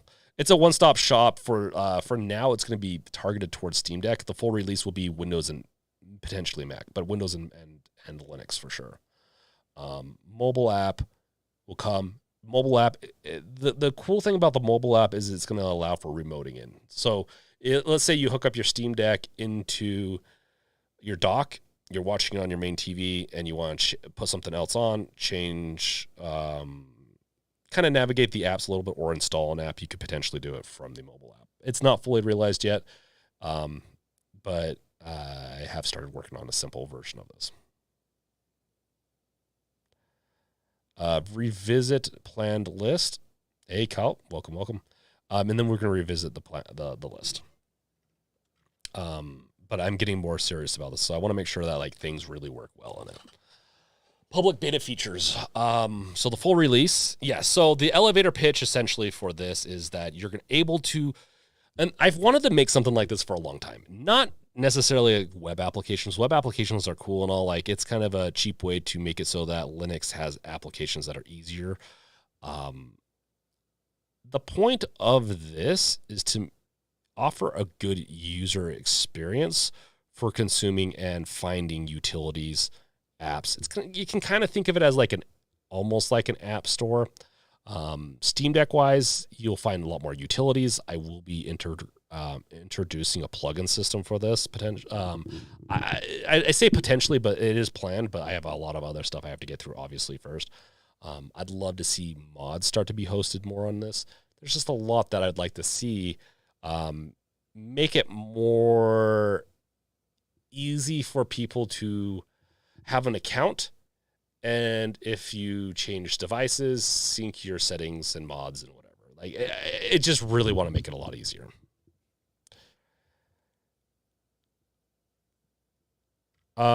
Soy, is there a way I can update your app without having my password for the deck? I just don't want a free format. The password is going to become more and more of a mandatory thing. Like you shouldn't have to. I don't think you need to install the app with a password though.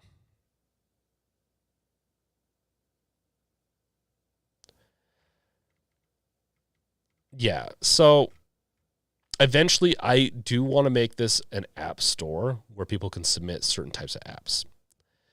People technically can already add apps, web apps, and a couple of other ones from other stores, like Flatpak will be integrated.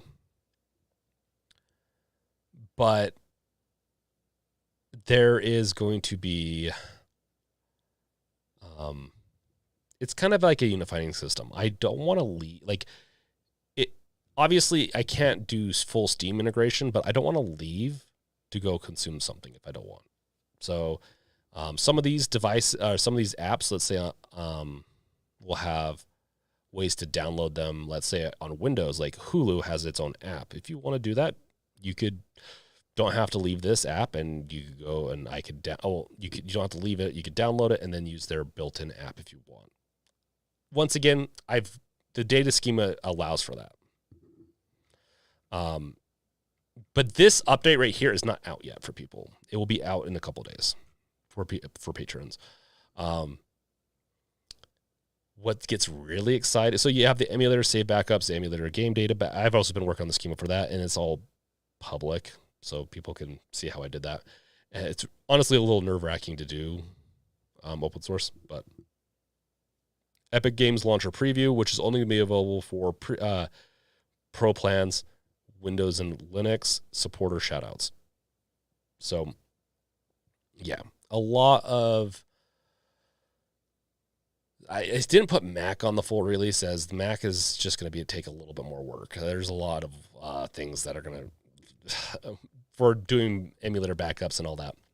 The cool thing is, though, in theory, with the emulator game data backups and the emulators and the emulator saves backups, if I do it right and get enough help, there's no reason why I couldn't sync it from your phone to your Windows device saves and all that. So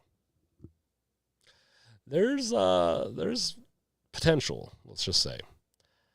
Mobile app with remote. The mobile app is a specialty and then something I want to work on it anyways. And we'll get into everything here in a second.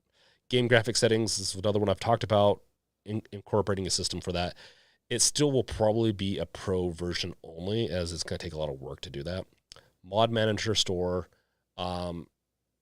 hosting and stuff like that will also be dependent on costs and all that. Like, that's the thing. I want to host a lot of the stuff, but hosting data storage is expensive. So we'll see. SteamOS boot drive creator utility, Windows boot drive creator with drivers. Those are the two utility systems that I've already started creating for the Steam Deck. It's just a utility that's kind of more like what I've been building so that you can make your own little boot drives much easier. Sponsors. I plan on potentially getting sponsors for the app too. Then potential rework pro accounts, try and add one-time payments for some pro access. GOG launcher is already built into Heroic, but I'm not going to integrate it right away. It will be a little bit later. Battle.net launcher, I want a way to be able to play my StarCraft games and stuff like that easier.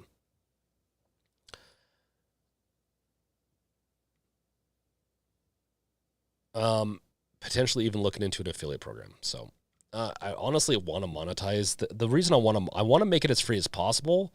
The reason I need to monetize it is I'm treating this like a job, and job requires money. Okay, so yes, it does look different. I think it looks better than the Heroic. The problem with Heroic is that it's so small, and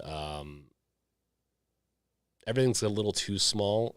And when you're on a mobile device, it's nice to have things a little bit bigger, right? So for readability, we'll see. We'll adjust this, and I'll make a settings area that will allow for that. Okay, guys, let's look at the app.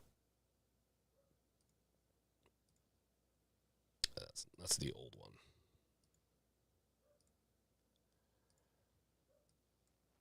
So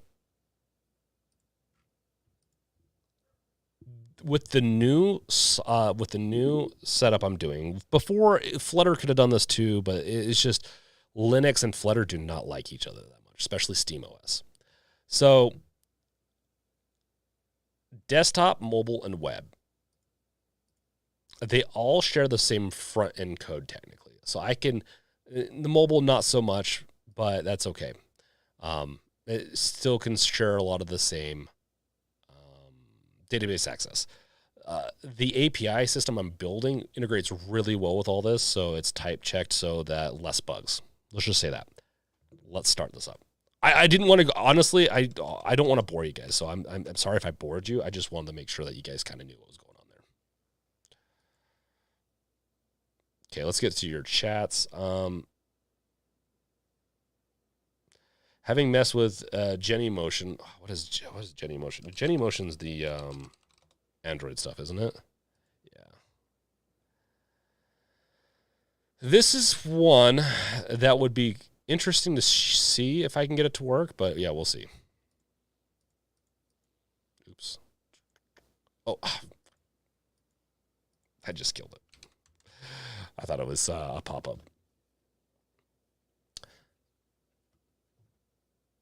Yeah, the point is, especially with the Steam Deck, in a few clicks, hopefully you'll have everything installed that you'd want to.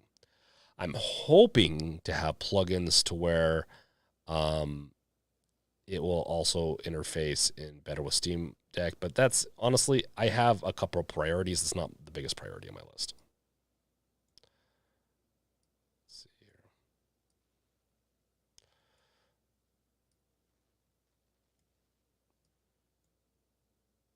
Viesta, how's it going?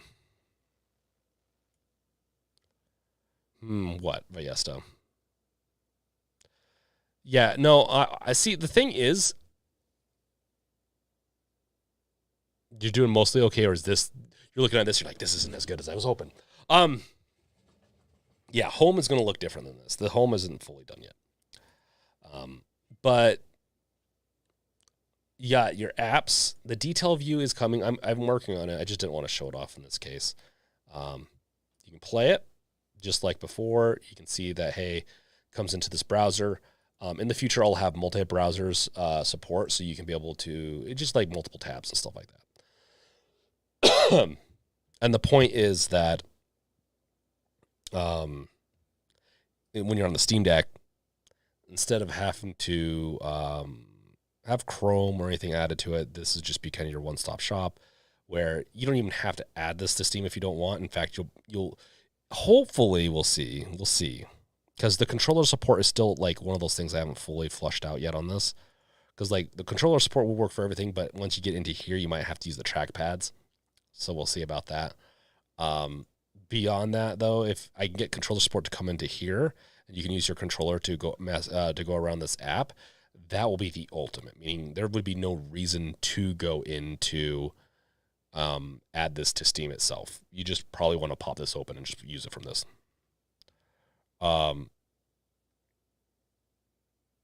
Then if you want, you'd have a button to launch it into full screen. You also have a button to open it up into its own browser.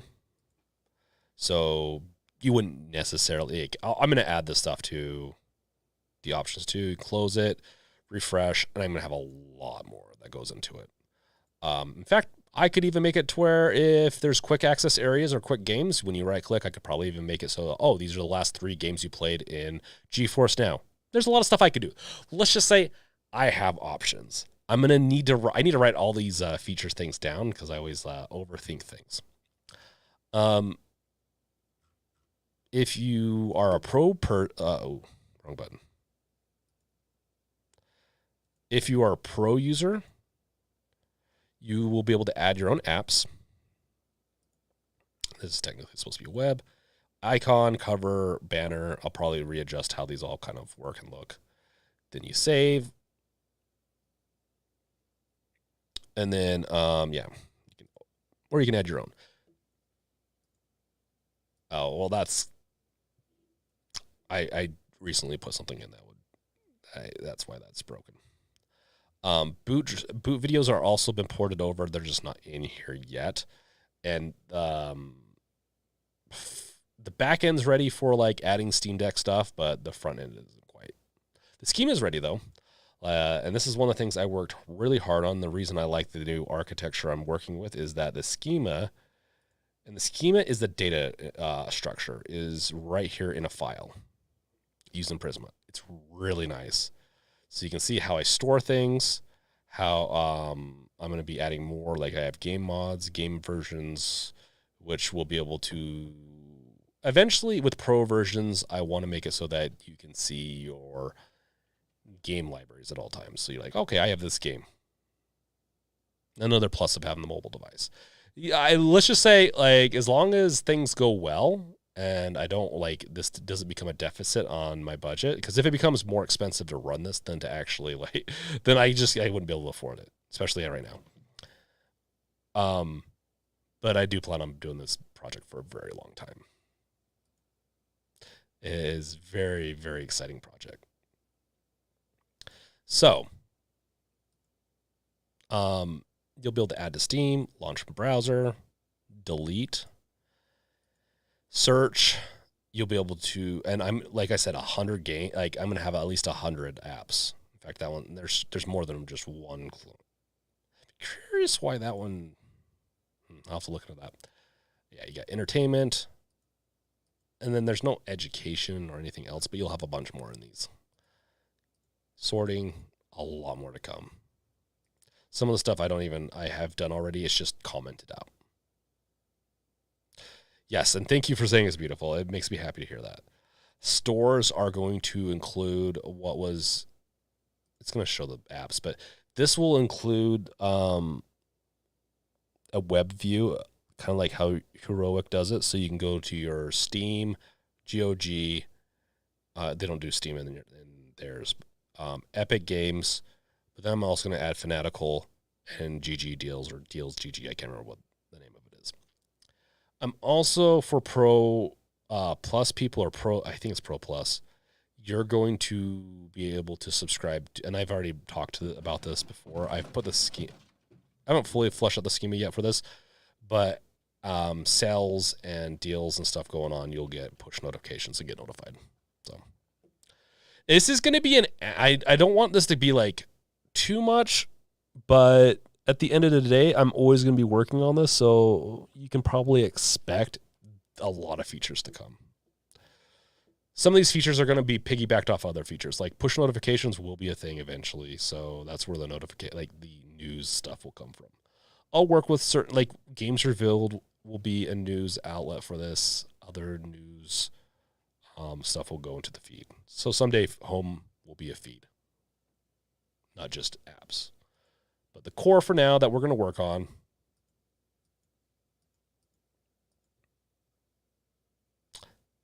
is going to be apps. Making sure apps run really well.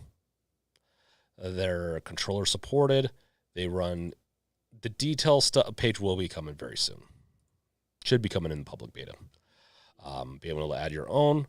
These locations are really important for web, or not web-based, but others. So if, let's say, you're adding a Steam OS, I need to know where the path and the runner location is and the uninstall. So if all those exist, then we can install applications, uninstall applications, et cetera, et cetera, et cetera. So I'll be adding more to that, but that's it for now. Like I said, I worked heavily on the architecture, though. Before, I was doing a lot of stuff to kind of like get it to work. This is very much, yeah. Dan, yeah, this is mostly a different web app. So a lot of apps that you access on the TV anyways are, I believe a lot of them are written in JavaScript anyways. Some of them could be written in other languages, but for the most part, a lot of these apps right here function very similar, if not the same as their desktop versions. That being said, and some of them don't have desktop versions. But Hulu, I think, is just like a web view or Electron. So this is Electron. It's more than just like a web wrapped view. I have a lot more control and session control over stuff. So there's some cool things I can do, but yes, it is mostly a wrapper for now. That's where it's starting out. So eventually integrating your Epic Games library into it, your other apps, and I'm eventually going to make it so that people can submit apps to it. That's probably like a Q4 kind of thing of the year, though. Mostly I want to get as useful of features in as I can, which is getting as many apps into it as possible and making it as useful as I can for the Steam Deck before making this a much more broad system. So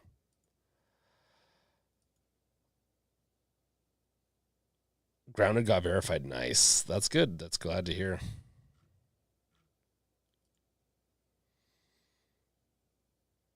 It will. I have to be careful. It's going to almost be a common replacement for the game mode for Steam Deck, but I can see a lot of people liking it for this other mobile devices. So we'll see.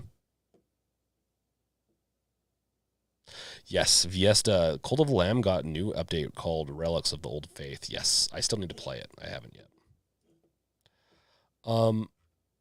Yeah. I will not be playing Dead Space tonight. Sorry, Cult. I will be playing it some other time. I do need to play more Dead Space 2. I promise I will be playing more Dead Space 2, but I have Star Wars. Upcoming is Star Wars, and then once Redfall comes out, which I think is next week, I'm just playing Redfall for a little bit. Like, it's been one of my most excited games.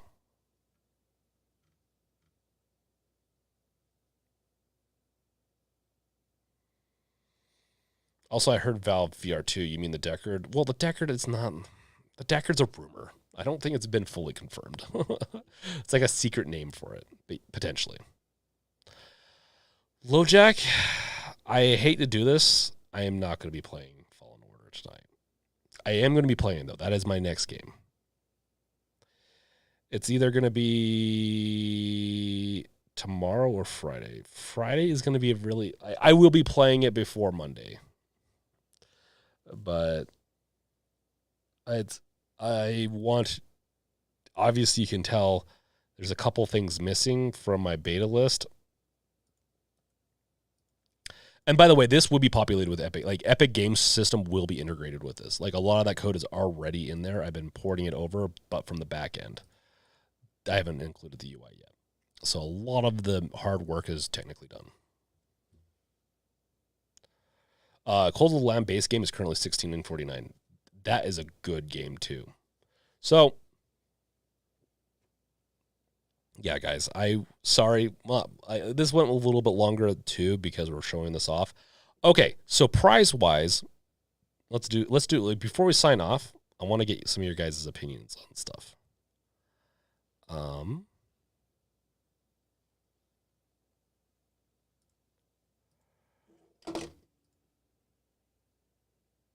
Can I make a new one, or is this just like one?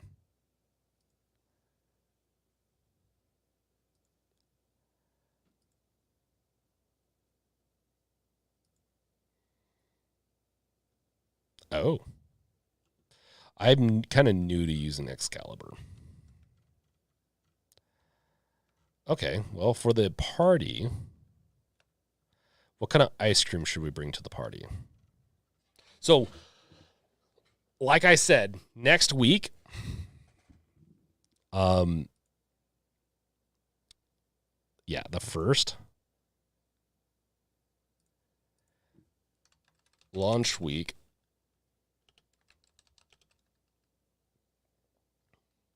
Let's see, 5-1 through 5-8. Maybe, yeah, 8 will be the special day if we hit a 10,000. My goal is to hit, and you're going to kind of see a little bit of the entrepreneurial side of me. Launch week is going to be a week where I work daily on a new feature. So every day I'm attempting to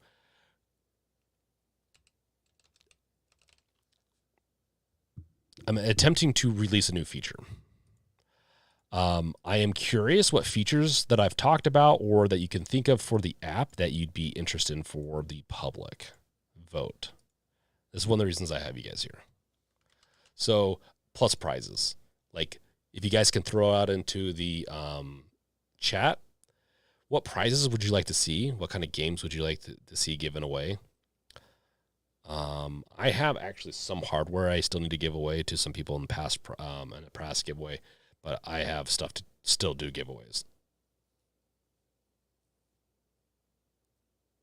The cake is a live flavor, of course. It tastes like B-Day cake. Wait, what? You talk about like in the game or the giveaway or what? Let's see here. Feature requests. I don't know what you're talking about there, but the cake is a lie. That means a lot more now. Like, oh, a flavor. The cake is a lie theme would be a fun one. I'm going to just write that down. I'm going to make one calendar. First place it's going to be a random giveaway.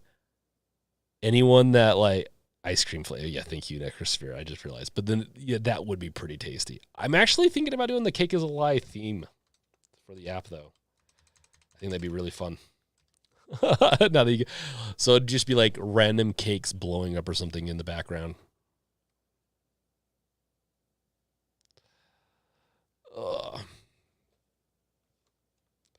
That would be like a day. That could be the public one. But feature requests. Any features that stood out that were not already planned earlier or you heard? So we have like planned right here, potential that we could add into the launch week. And the thing is, I'm going to be able to get a lot of things done. Now, am I going to be able to get a mobile app done in one day? No, but I could technically get a mobile app done in 2 days. Maybe not the remote stuff, though. That'll take a little bit more. Viesta, so I think EmuDeck erased my entire Steam library. I have nothing downloaded, only things available in my console games. Yeah, that is weird. It probably messed with your Steam record. So, feature request, James revealed library calendar. Low Jack. I think Low Jack just really wants one. No, that's not a feature request. Giveaways will consist giveaways will consist of probably like 3 Redfall? Maybe Redfall. Star Wars. And then we're going to do pro accounts. Times 10. I'll give away 10 pro accounts throughout the week. I'll give away for Twitter users or people that Twitter's kind of dying, but I still need to do it. Twitter giveaway, and then a YouTube channel giveaway. And these will you don't buy into them or anything else like that, but I really want to make this a really successful week. My goal for this,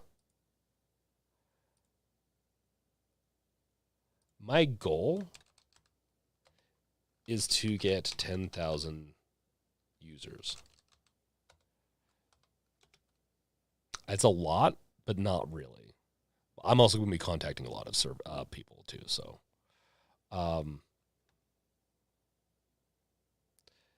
Yeah, and so if you know of anyone that would be interested in this, you're more than welcome to promote it. I will even, I don't know, maybe do giveaways with that. I don't know. I still have to work that all out. But yeah, 10,000 users is like my main goal. 15,000 downloads. Seems like a lot, but if I am planning this, but if I do it right, I'm really hoping to hit that. Feature requests. Any other public features that you guys were interested in? Or like, because I'm going to do a pro one. I'm going to ask people pro-wise what they want. And that's going to be separate from this. Some of you guys are already pros, so. Decrosphere Brink should get supports in the calendar too. Supports?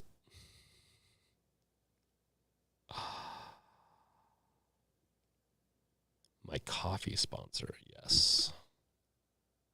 Yeah, if you I could do some giveaway of coffee, but not everyone drinks coffee. But we do have Bones Coffee. If you like Bones Coffee or want to try something that's really fun, eccentric, and also tastes really good, especially paired with a nice mild creamer, flavors pop. I have a code. It's in the description below. If you use code TH3BRINK, you can get 20% off your next purchase, or you can just use the link below and I get an affiliate. Maybe Bones. Oops.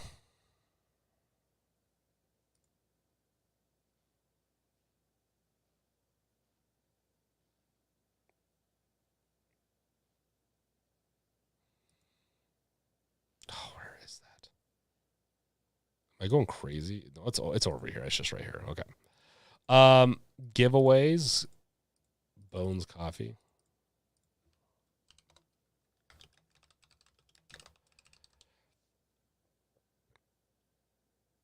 Yes, the Bones Coffee like 5-bag pack is a really good one to get started out on.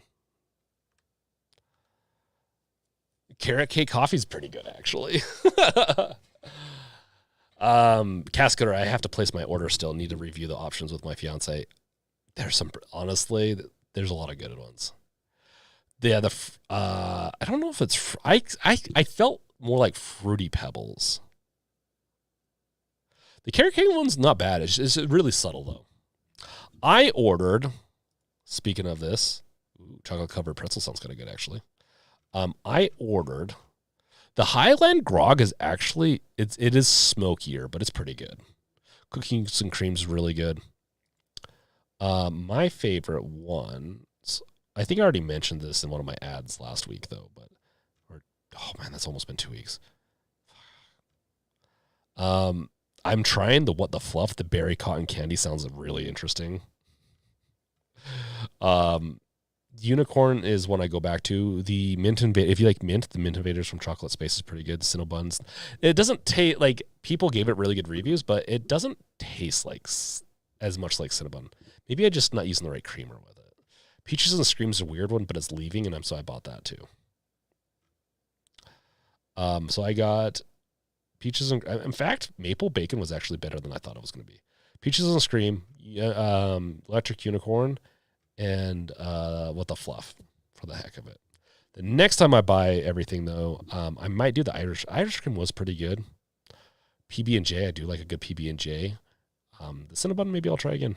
So, the Bourbon Barrel one is cheesecake. That's the next. The cheesecake and Cookies and Dream. Those are my other two favorites. That's right. Really good. I really like the strawberry cheesecake. One that they don't have, they're sold out a lot because it just takes a lot to make. I think. Where is it? Barrel aged. Oh, they have some right now. It's expensive. It is double the price. We'll get out. Well, don't worry. We're gonna get out of the coffee stuff. Barrel aged coffee. This bourbon barrel aged coffee is really good. Actually, I'm really surprised by it. I'm not even a bourbon person, but I really like the way this one tasted. Why is the rum gone? Is the rum one even? Yeah, it's even got like a little. It's a pirate thing, obviously, but I feel like it's a little bit a nod to Pirates of the Caribbean. Okay, so feature requests could do a simple mod, but that's not going to happen probably next week. I mean, I could try doing integrate one mod into choice game. Because honestly, all that a mod installation, all it really requires is knowing the destination and what needs to be installed into it. So,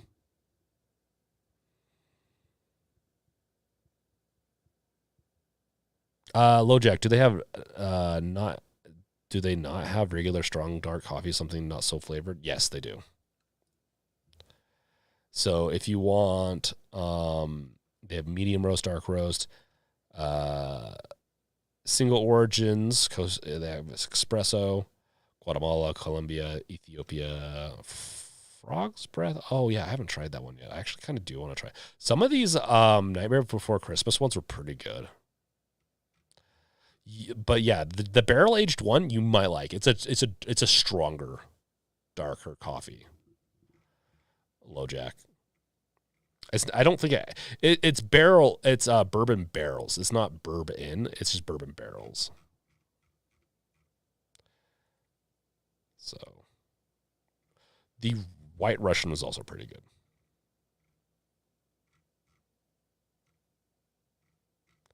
But if you don't want to go like with the flavored routes, also, the Highland Grog is a butterscotch and caramel. Interesting. They do have K-Cups. But I just, cost-wise, I drink so much coffee that there's no reason to go with K-Cups for me anymore. The s'mores one's pretty good.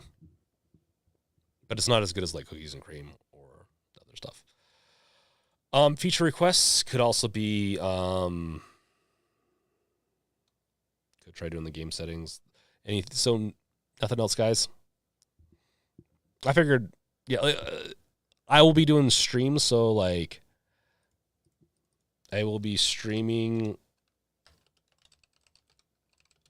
daily, even if it's just for a half hour, an hour, just to check in. And I will be posting and bug fixing daily. This is my I know that's not really a goals thing. I'm just kind of piggybacking off that. Yeah, it's really expensive because I think they charge a lot more LoJack for that one because it is it's just takes a lot more to make. The coffees are already a little bit on the pricey side. It used to be like 12, like between 10 and 13, 10 and $12, I think, but because inflation, they rose up this much. Just like everything else. So, any features, anything you think would make this app that much better? We don't need to get back into coffee. You're just making me want to go make up a cup, and I'm tired. I'm going to go to bed here in an hour.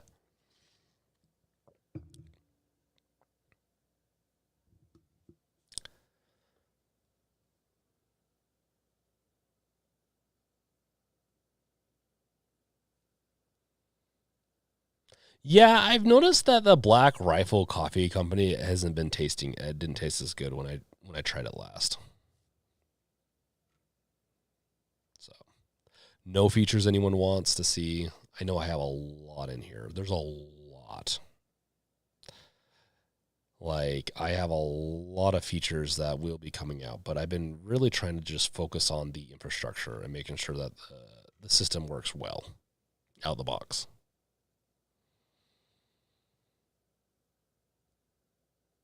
So,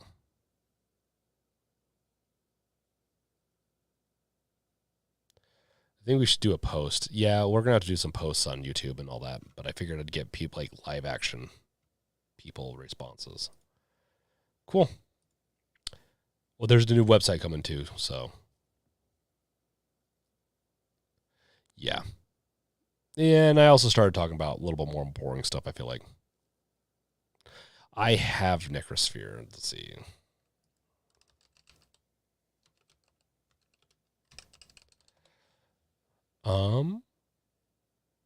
Yes. Isn't this like a lot more caffeine?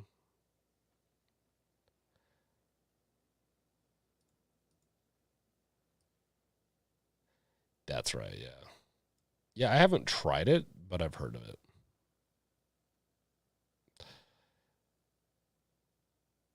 It's fine. I can't see how many people are in, and I kind of like it that way. Sometimes it makes me a little nervous when I see like a lot of people drop off. Okay. Well, yeah, I'll be reworking everything, making it so that it'll be a lot better for people to subscribe and have more, have pro features unlocked right away. So. A lot to come, guys. Thank you guys for Love Death Wish. Cult, I will be playing Dead Space in maybe next week if I get one of these features done one of the days, and we can play a bunch of Dead Space. There's just so much crap I have to get done. Another good reason for this is it's a good resume builder. So hopefully, yeah. As far as anything else, I have nothing else. Like there's still stuff to cover, but we've covered enough today.